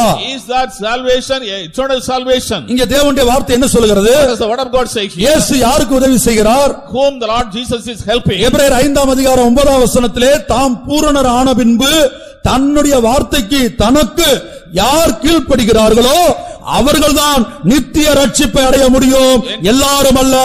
In Hebrews chapter 5 verse 9, once he has become perfected, whoever are obeying perfectly unto him, only such people will be attaining eternal redemption, not others. இன்றைக்கு अनेक பிரசங்கிமார்கள் சொல்லுகிறார்கள், இயேசு இரக்கமுள்ளவர், அன்புள்ளவர், நாம் எப்படி ஜீவித்தாலும் அவர் நம்மை வருகையிலே கொண்டு போவார். Many preachers are preaching today, the Lord Jesus Christ is compassionate, he is loving, merciful, what kind of life we may lead, we shall be caught up in the secret coming of Lord Jesus Christ. இயேசு அன்புள்ளவர்தான், Jesus is loving, இரக்கமுள்ளவர்தான், Jesus is merciful, அதுல மாற்று கருத்தே இல்லை. no contrary opinion. ஆனா அவர் சத்திய தேவன், But the true God, அவர் சத்தியத்தில் வைராக்கியமுள்ள தேவன், he is zealous and truth. அவர் வசனத்தை விட்டு மாற மாட்டார். He will not change from the word of God. இங்கே அவர் என்ன சொல்லுகிறார்? What does he say here? 5ஆம் அதிகாரம் 9ஆம் வசனம் எபிரேயர். Hebrews chapter 5 verse 9. தாம் பூரணரான பின்பு தமக்கு கீழ்ப்படுகிற யாவரும் நித்திய ரட்சிப்பை அடைவதற்கு காரணராகி. கீழ்ப்படுகிறவர்களுக்கு தான் நித்திய ரட்சிப்பை அடைவதற்கு அவர் காரணராய் மாறுகிறார். He became the author of eternal salvation unto all them that obey him. இயேசுவின் ரகசிய வருகையிலே ஏன் அநேகர் கைவிடப்படுகிறார்கள்? Why in the secret coming of Jesus many are left behind? அவர்கள் மீட்கப்பட்டார்கள், They were redeemed, ஞானஸ்நானம் எடுத்தார்கள், they were water baptized, அபிஷேகத்தையும் பெற்றுக்கொண்டார்கள். they were anointed. ஆனால் கடைசி காலம் துணிக்கும் போது இயேசுவின் ரகசிய வருகையிலே அவர்கள் கைவிடப்பட காரணம் என்ன? When the last trumpet sounds, when the secret coming is over, they are left behind. அவர்கள் மீட்கப்பட்டார்கள் சத்தியம், It's true they are redeemed. ஆனால் அந்த மீட்பு நித்திய மீட்பாக இல்லையே. Our redemption is not eternal. அவர்கள் ரட்சிக்கப்பட்டார்கள் சத்தியம், They were saved, it is true. அந்த ரட்சிப்பு நித்திய ரட்சிப்பாக இல்லையே.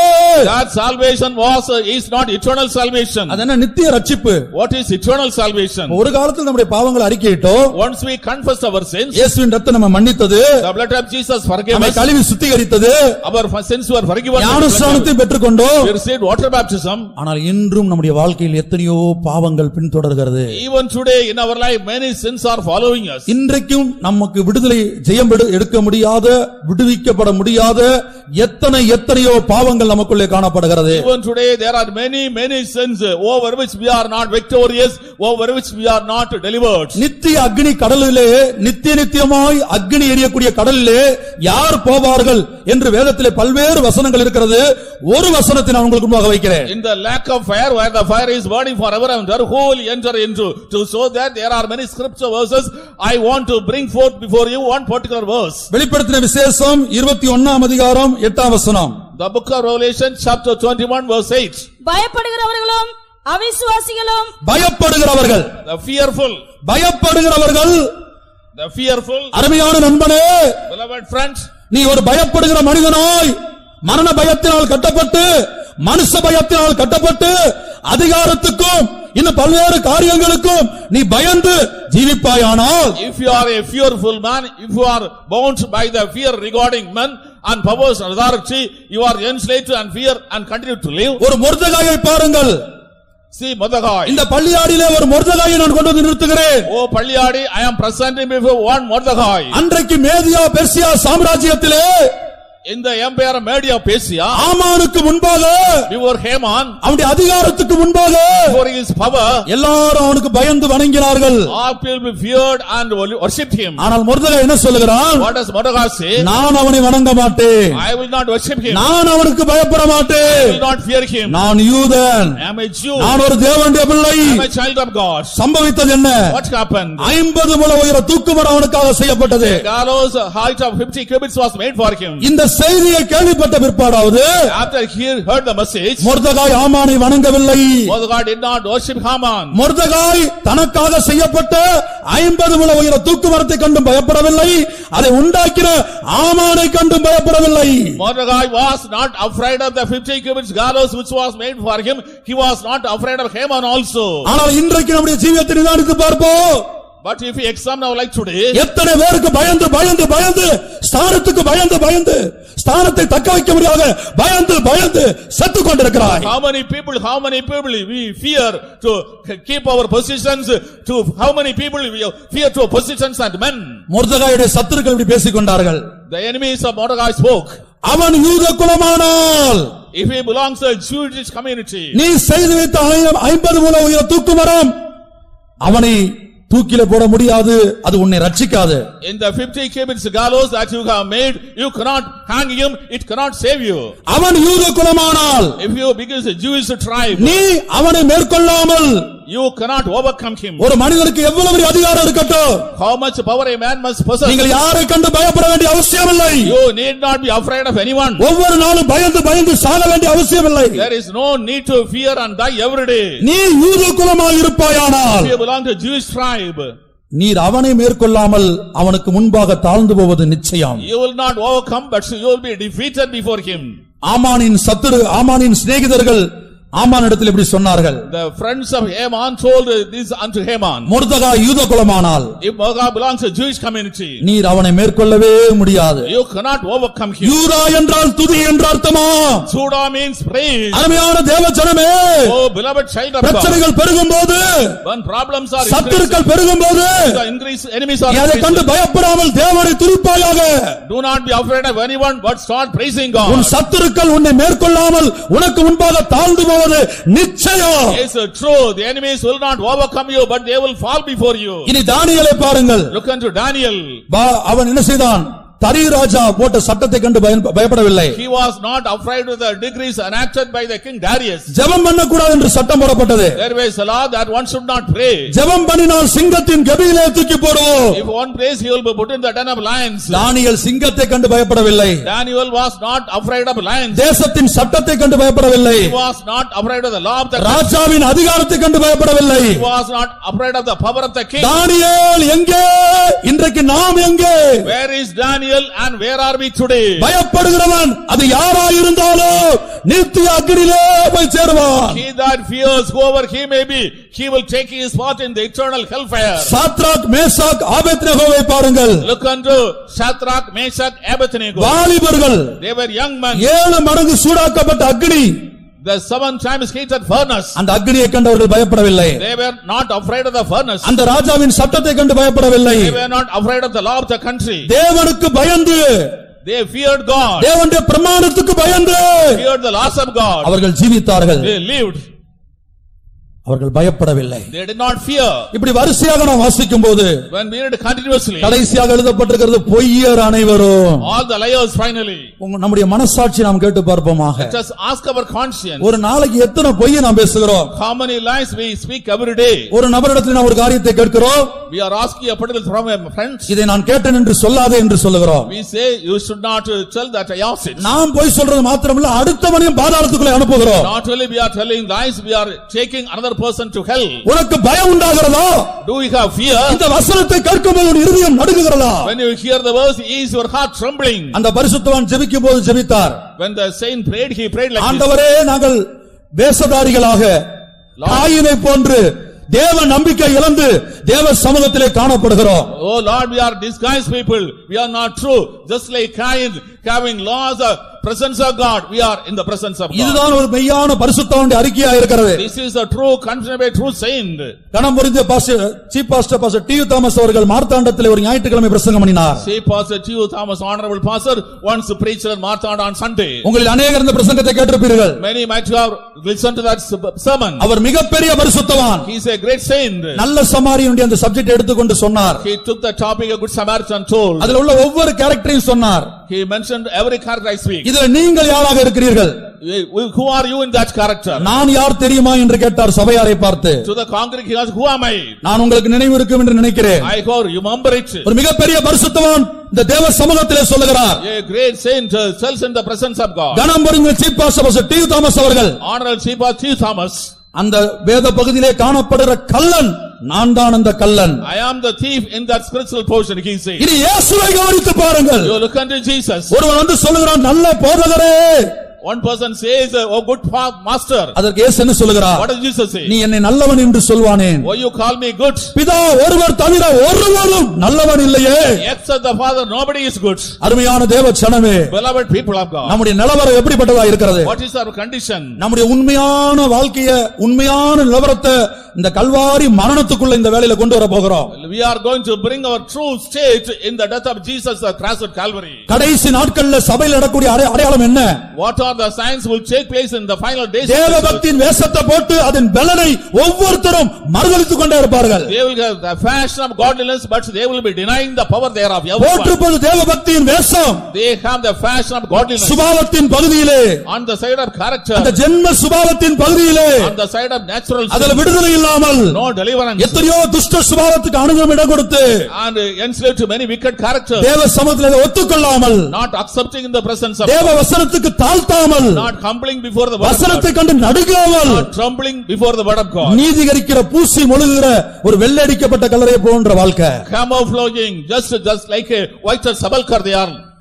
ஆண்டவர் சொல்லுகிறார், தேவனுடைய வார்த்தை சொல்லுகிறது, பொய்யர் அனைவரும். The word of God says all the liars. பொய்யர் அனைவரும். All the liars. இந்த வேளையிலே நம்முடைய ஜீவியத்தை குறித்து நாம் உண்மையை இயேசுவின் மரணத்துக்கு முன்பாக சொல்வோமாக. Let us say about our life truly unto Lord Jesus Christ. உன்னுடைய அந்தரங்க பாவம் எதுவோ அதை மறைக்காமல் தேவ சமூகத்திலே கண்களை மூடி தேவன் கேட்கத்தக்கதாக சொல்வாயாக. Whatsoever may be your secret sin, without hiding it, say in the presence of God, so that God can hear it. அந்த பரிசுத்தவான் ஜெபித்தது போல நான் ஒரு வேஷதாரியா இருக்கிறேன் என்று சொன்னால் பயப்படாமல் வெட்கப்படாமல் தேவ சமூகத்தில் அதை அறிக்கையிடுவோமாக. Just like that saint prayed, if you are actually disguised the fashion of godliness, let us confess in the presence of God without shame. ஆகவே நித்திய ரட்சிப்பு என்றால் என்ன?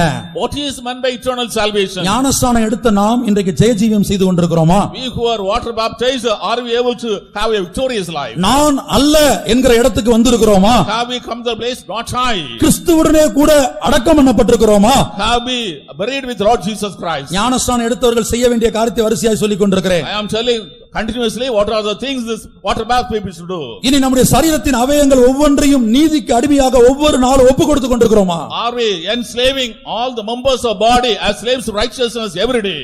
எத்தனையோ விஷயங்கள் நாம் குறைவுள்ளவர்களாக இருக்கிறோம். We are lacking in so many things. இன்னும் எத்தனையோ விதமான பாவங்கள் நமக்குள்ளே காணப்படுகிறது. Still so many kinds of sins are occupying our life. மத்தேயுல இயேசு சொல்லுகிறார், In Matthew's gospel, அந்த நித்திய அக்னிக்கு போகபடியாக ஒரு கூட்டத்தாரை பார்த்து இயேசு சொல்லுகிறார், the group of people who are not going to eternal lack of fire. அதை படித்து பாருங்கள். Read it. நாம் எல்லாரும் இந்த வசனத்துக்கு முன்பாக தலை வணங்க வேண்டும். We have to bow before this particular verse. நம்மில் அநேகர் உண்மையாய் குறைவுள்ளவர்களாக இருக்கிறோம். Many are lacking in that aspect. அங்க ஆண்டவர் சொல்லுகிறார், The Lord says, நான் பசியாய் இருந்தேன், I was hungry. நீங்கள் என்னை பார்க்க வரவில்லை.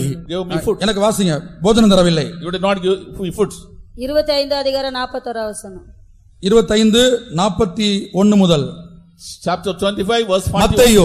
Matthew's gospel chapter 25 verse 41 onwards. அப்பொழுது இடது பக்கத்தில் நிற்பவர்களை பார்த்து அவர், சபிக்கப்பட்டவர்களே, என்னை விட்டு பிசாசுக்காகவும் அவன் தூதர்களுக்காகவும் ஆயத்தம் பண்ணப்பட்டிருக்கிற நித்திய அக்கினியிலே போங்க. நித்திய அக்கினி, Eternal fire. நித்தியத்திலே ஒரு அக்கினி இருக்கிறது.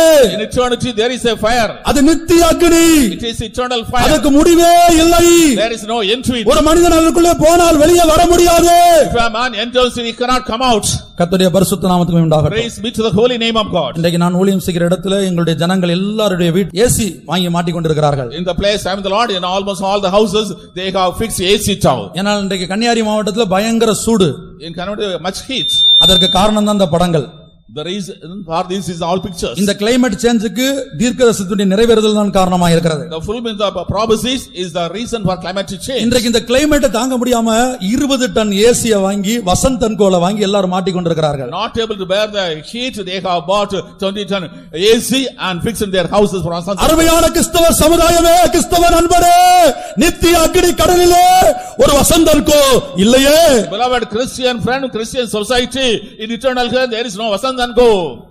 அங்க 20 டன் ஏசி வாங்கி மாட்ட முடியாது. You cannot buy a 20 ton AC and fit it. இங்க ஏசி, இது இயேசு சொல்லுகிற வசனம். This is the word of God spoken by Jesus. நித்திய அக்கினியிலே போங்கள்.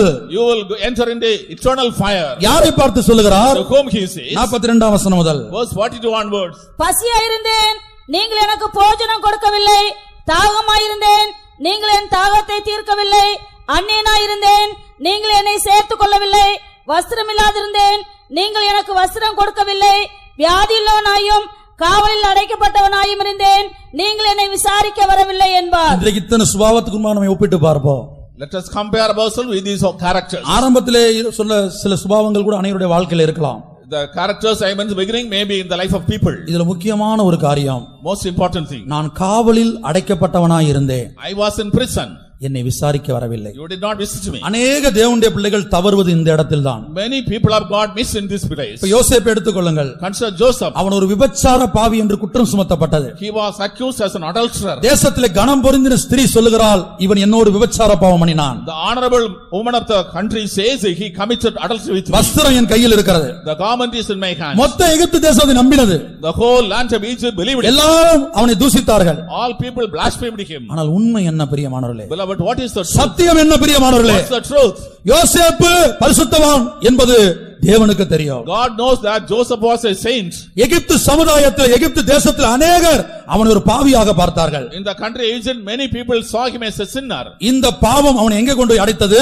Where did that sin take him? காவல் கிடங்கிலே, எகிப்து தேசத்திலே சிறையிருப்புல மிகவும் மோசமான இடம்தான்.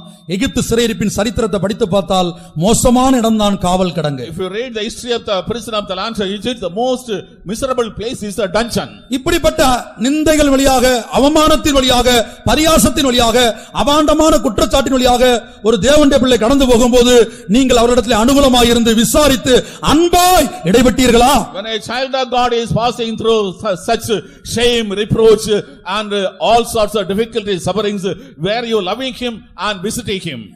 ஏசாயா தீர்க்கதரிசன புத்தகத்தில் ஆண்டவர் சொல்கிறார், In the prophetical book of Isaiah, the Lord says, துரத்தப்பட்டவர்களை மறைத்துக்கொள், the people who have been made to wander, ஓடி வருகிறவர்களை காட்டிக் கொடாதிரு. the people coming towards you, do not betray. அருமையான தேவச்சனமே, Beloved people of God, இன்னைக்கு உன்னுடைய சுபாவம் எப்படிப்பட்டதா இருக்கிறது? how is your character today? ஒரு மனிதன் மேல், ஒரு தேவனுடைய பிள்ளையின் மேல் அபாண்டமான பழி சுமத்தப்படும் போது, When a man of God child is falsely accused, ஏதாயிலும் தேவனுடைய பிள்ளைகள் காவலில் அடைக்கப்பட்டவர்களாய் காணப்படும் போது, when some people of God are in prison, கிறிஸ்துவின் அன்பை உனக்கு அவர்களிடத்தில் வெளிப்படுத்த முடிந்ததா? are you able to reveal the love of Christ unto them? அப்படி இல்லாவிட்டால் It is not so. இதோ இயேசு சொல்லுகிறார், பிசாசுக்காகவும் அவனுடைய தூதர்களுக்காகவும் ஆயத்தம் பண்ணப்பட்டிருக்கிற நித்திய அக்கினியிலே போங்கள். Jesus says, enter into the everlasting fire which has been prepared for the devil and his angel followers. இனி மார்க் 3ஆம் அதிகாரத்தில் நாம் படிக்கும் போது In Mark's Gospel chapter 3, 28-29 வசனங்கள், verses 28-29, மெய்யாவே நான் உங்களுக்கு சொல்கிறேன், மனுஷர்கள் செய்யும் எல்லா பாவங்களும், அவர்கள் தூஷிக்கும் எந்த தூஷணங்களும் அவர்களுக்கு மன்னிக்கப்படும்.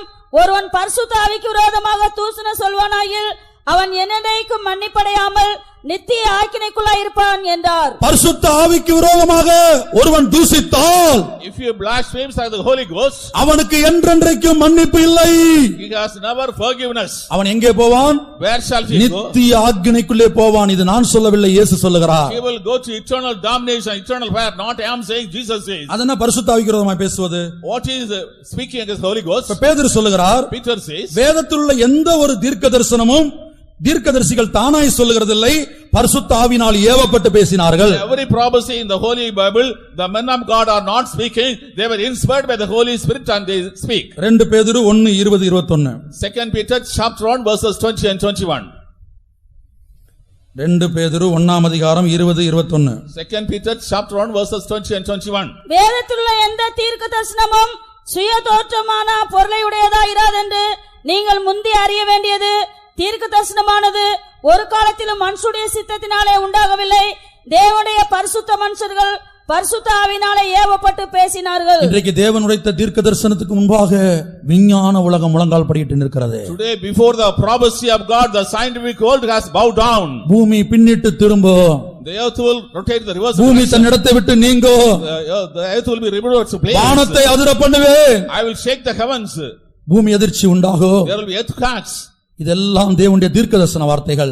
These are the prophetical words of God. பரிசுத்த ஆவியினாலே ஏவப்பட்டு பரிசுத்த மனிதர்கள் பேசின வார்த்தைகள். The holy men of God were inspired by the Holy Ghost and spoke. ஒரு மனிதன் இதற்கு விரோதமாய் பேசி இதை விசுவாசிக்காமல் போகும்போது, When a man speaks against, he is not believing it. அது தேவனுடைய பார்வையில பரிசுத்த ஆவிக்கு விரோதமாய் பேசினதாக கணக்கிடப்படுகிறது. In the sight of God, it is accounted as speaking against the Holy Ghost. இதை சற்று தெளிவாக விளங்கிக் கொள்ள முடியாக To understand clearly, எபிரேயர் 12ஆம் அதிகாரம் Hebrews chapter 13, 25ஆம் வசனம். verse 25. 12:25. கிருபையானது உங்கள் அனைவரும் எபிரேயர் 12:25. பேசுகிறவருக்கு நீங்கள் செவி கொடுக்க மாட்டோம் என்று விலகாதபடி எச்சரிக்கையாயிருங்கள். Be cautious that you are not going away from the person who speaks. ஏனெனில் பூமியிலே பேசினவருக்கு செவி கொடுக்க மாட்டோம் என்று விலகினவர்கள் தப்பிப் போகாமல் இருக்க, The people who were speaking on the earth were not going back. பரலோகத்திலிருந்து பேசுகிறவரை விட்டு விலகினால் நாம் எப்படி தண்டனைக்கு தப்பித்துக் கொள்ள If முடியும்? you turn from that peace of heaven, how we will escape that judgment? ஆகவே அருமையான நண்பனே, Beloved friends, இந்த பொல்லாத உலகத்துக்கு ஒரு அழிவு வரப்போகிறது.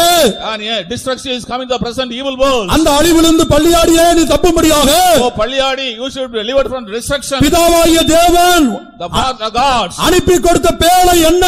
What is the art that God the Father sent? கர்த்தராகிய இயேசு கிறிஸ்துவின் கல்வாரி மரணம். The death of Lord Jesus at the cross at Calvary. அந்த மரணத்துக்குள்ளே நீ பிரவேசிப்பாயாக. You enter in that death. எப்படி? How? ஞானஸ்நானத்தின் மூலமாக. Through water baptism. இன்றைக்கு அந்த இடத்துல அநேக தேவனுடைய பிள்ளைகள் ஞானஸ்நானம் எடுத்திருக்கலாம். Here many people might be water baptized. ஆனால் இப்போ நாம் சொல்லப்பட்டதான அநேக பாவங்கள் நமக்குள் இருக்கிறது. The sins which you mentioned are in our life. நமக்கு ஜெயம் இல்ல.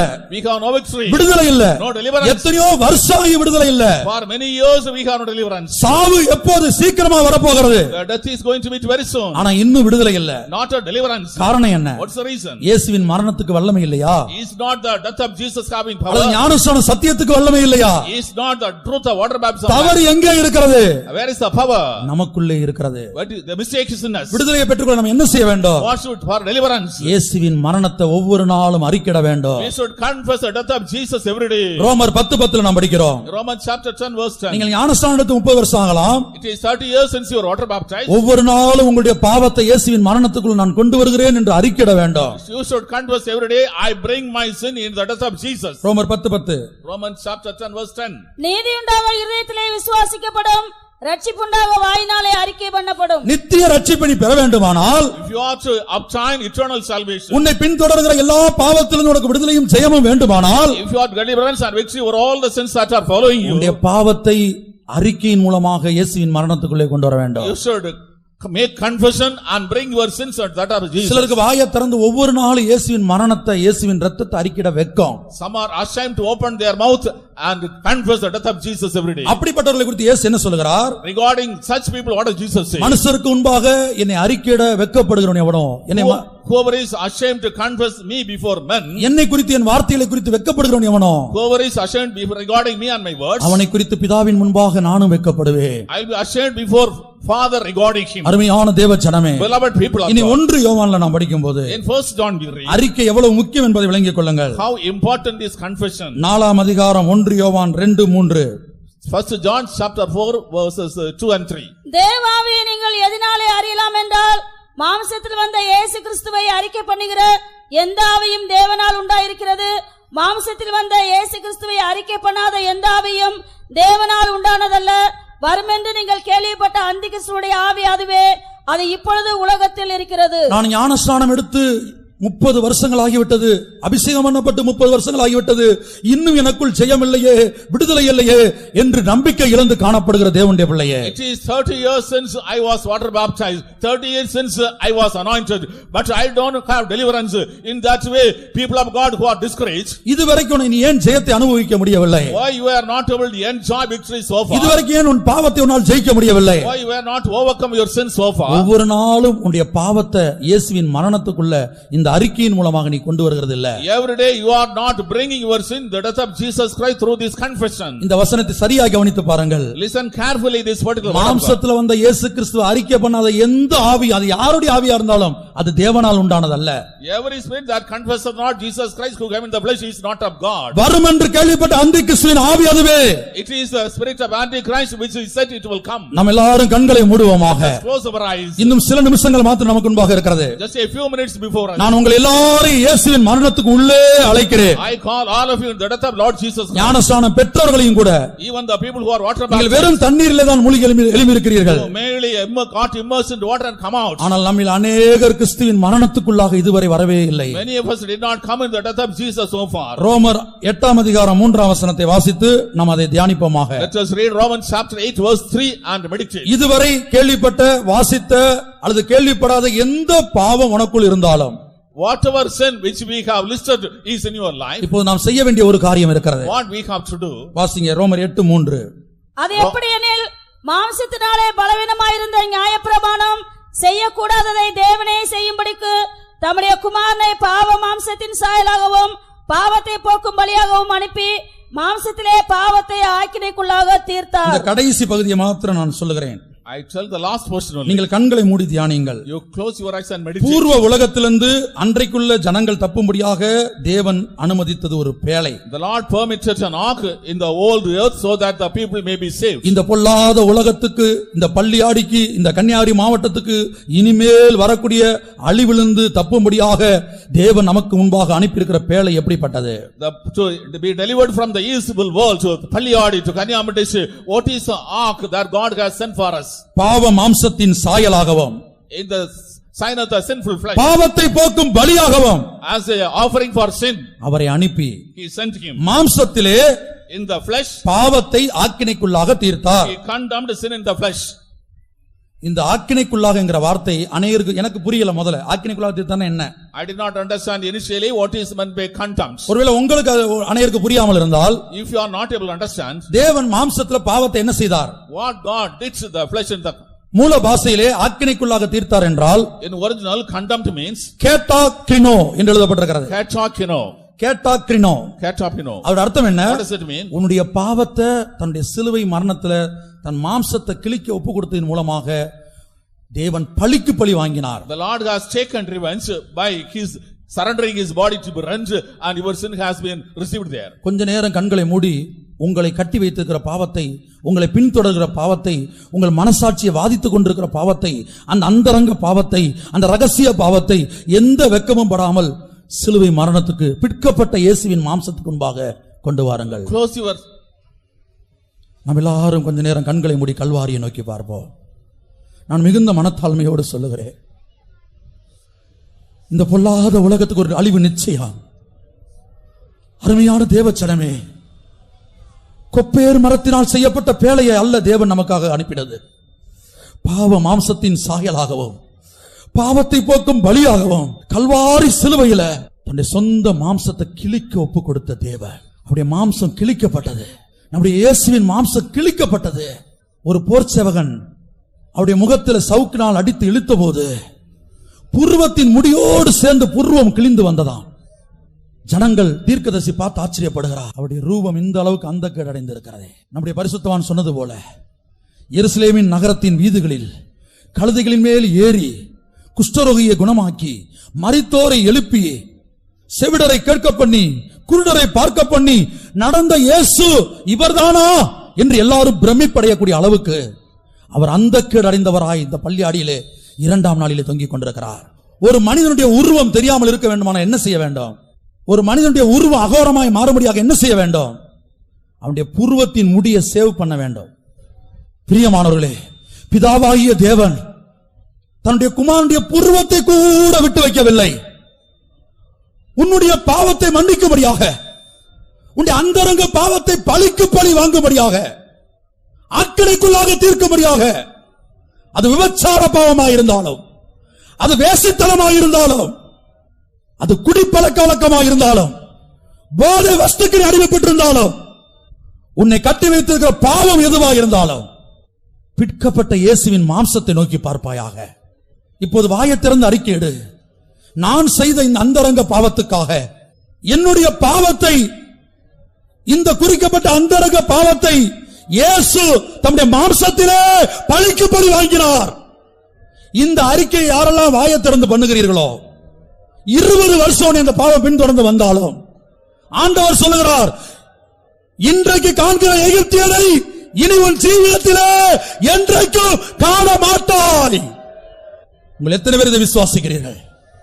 இந்த 2ஆம் நாளிலே உங்களுடைய கண்களை மூடி பாருங்கள், விசுவாச கண்களால் பாருங்கள். புருவத்தின் முடிய கூட இழந்து அந்த கேடடைந்ததான இயேசு, எல்லாரும் பிரமிப்படைந்தார்கள். இவரா அந்த இயேசு?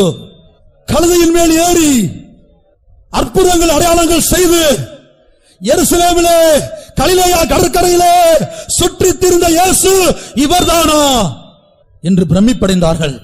ஒரே ஒரு நொடி பொழுது, உன்னை பின்தொடர்கிற பாவத்தின் வல்லமையை நீ பார்க்காதே, அது எந்த பாவமா இருக்கட்டும், அந்த பாவத்தை பார்க்காதே, உன்னுடைய என்னுடைய அந்த பாவத்தை பழிவாங்கும்படியாக, பழிக்கு பழிவாங்கும்படியாக தன்னுடைய மாம்சத்தை கிழிக்கப்பட ஒப்புக் கொடுத்த இயேசுவின் சிலுவை மரணத்தை நோக்கி பார்ப்போமாக. இந்த 2ஆம் நாளிலே இயேசுவின் சிலுவை மரணம் இந்த பள்ளியாடி பந்தலுக்குள்ளே இறங்கி வந்திருக்கிறது.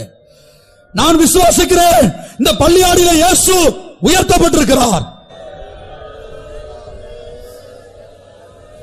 அன்றைக்கு சர்ப்பத்தினால் கடிக்கப்பட்டவர்கள் பிழைக்கும்படியாக ஒரு வெண்கல சர்ப்பம் மோசையினால் வனாந்தரத்தில் உயர்த்தப்பட்டது போல, வேதனையினால் துடிக்கிறவன் அந்த சர்ப்பத்தை நோக்கி பார்த்து பிழைத்தது போல, இதோ இந்த பள்ளியாடியிலே ஒரு வெண்கல சர்ப்பம் அல்ல, நாங்கள் சிலுவையில் அறையப்பட்ட இயேசுவை இந்த பள்ளியாடியிலே உயர்த்துகிறோம். வலு சர்ப்பத்தினால் கடிக்கப்பட்டவன் எவனோ, பிசாசினால் கடிக்கப்பட்டவன் எவனோ, அந்தரங்க பாவத்துக்கும் மருத்துவரால் கைவிடப்பட்ட வியாதிக்கும் அடிமைப்பட்டவன் எவனோ, வேதனையினால் விஷம் கக்கி துடித்துக் கொண்டிருக்கிறவன் எவனோ, உயர்த்தப்பட்ட இயேசுவை நோக்கி பாருங்கள். ஆமென். நான் மறுபடியும் ஒரே ஒரு வார்த்தை சொல்லுகிறேன், உன்னை பின்தொடர்ந்து வருகிற பாவத்தின் தன்மையை நீ பார்க்காதே, உன்னை குற்றப்படுத்துகிற பிசாசின் சத்தத்துக்கு செவிசாய்க்காதே. ரோமர் 8ஆம் அதிகாரம் 3ஆம் வசனத்தை அறிக்கையிடுவாயாக, அதை வைத்து தேவ சமூகத்தில் வாதாடுவாயாக. என்னுடைய அந்தரங்க பாவத்தை, என்னுடைய ரகசிய பாவத்தை, என் பெருமையை, என் கோபத்தை, என் பொறாமையை, என் கசப்பை, என் பகையை, என் வெறியை, என் இச்சை வாழ்க்கையை, இச்சை நிறைந்த வாழ்க்கையை தன்னுடைய மாம்சத்திலே என்னுடைய இயேசு பழிக்கு பழிவாகி இருக்கிறார். பாவமே, உனக்கு என் மேல் அதிகாரம் இல்லை. வியாதியே, உனக்கு என் மேல் அதிகாரம் இல்லை.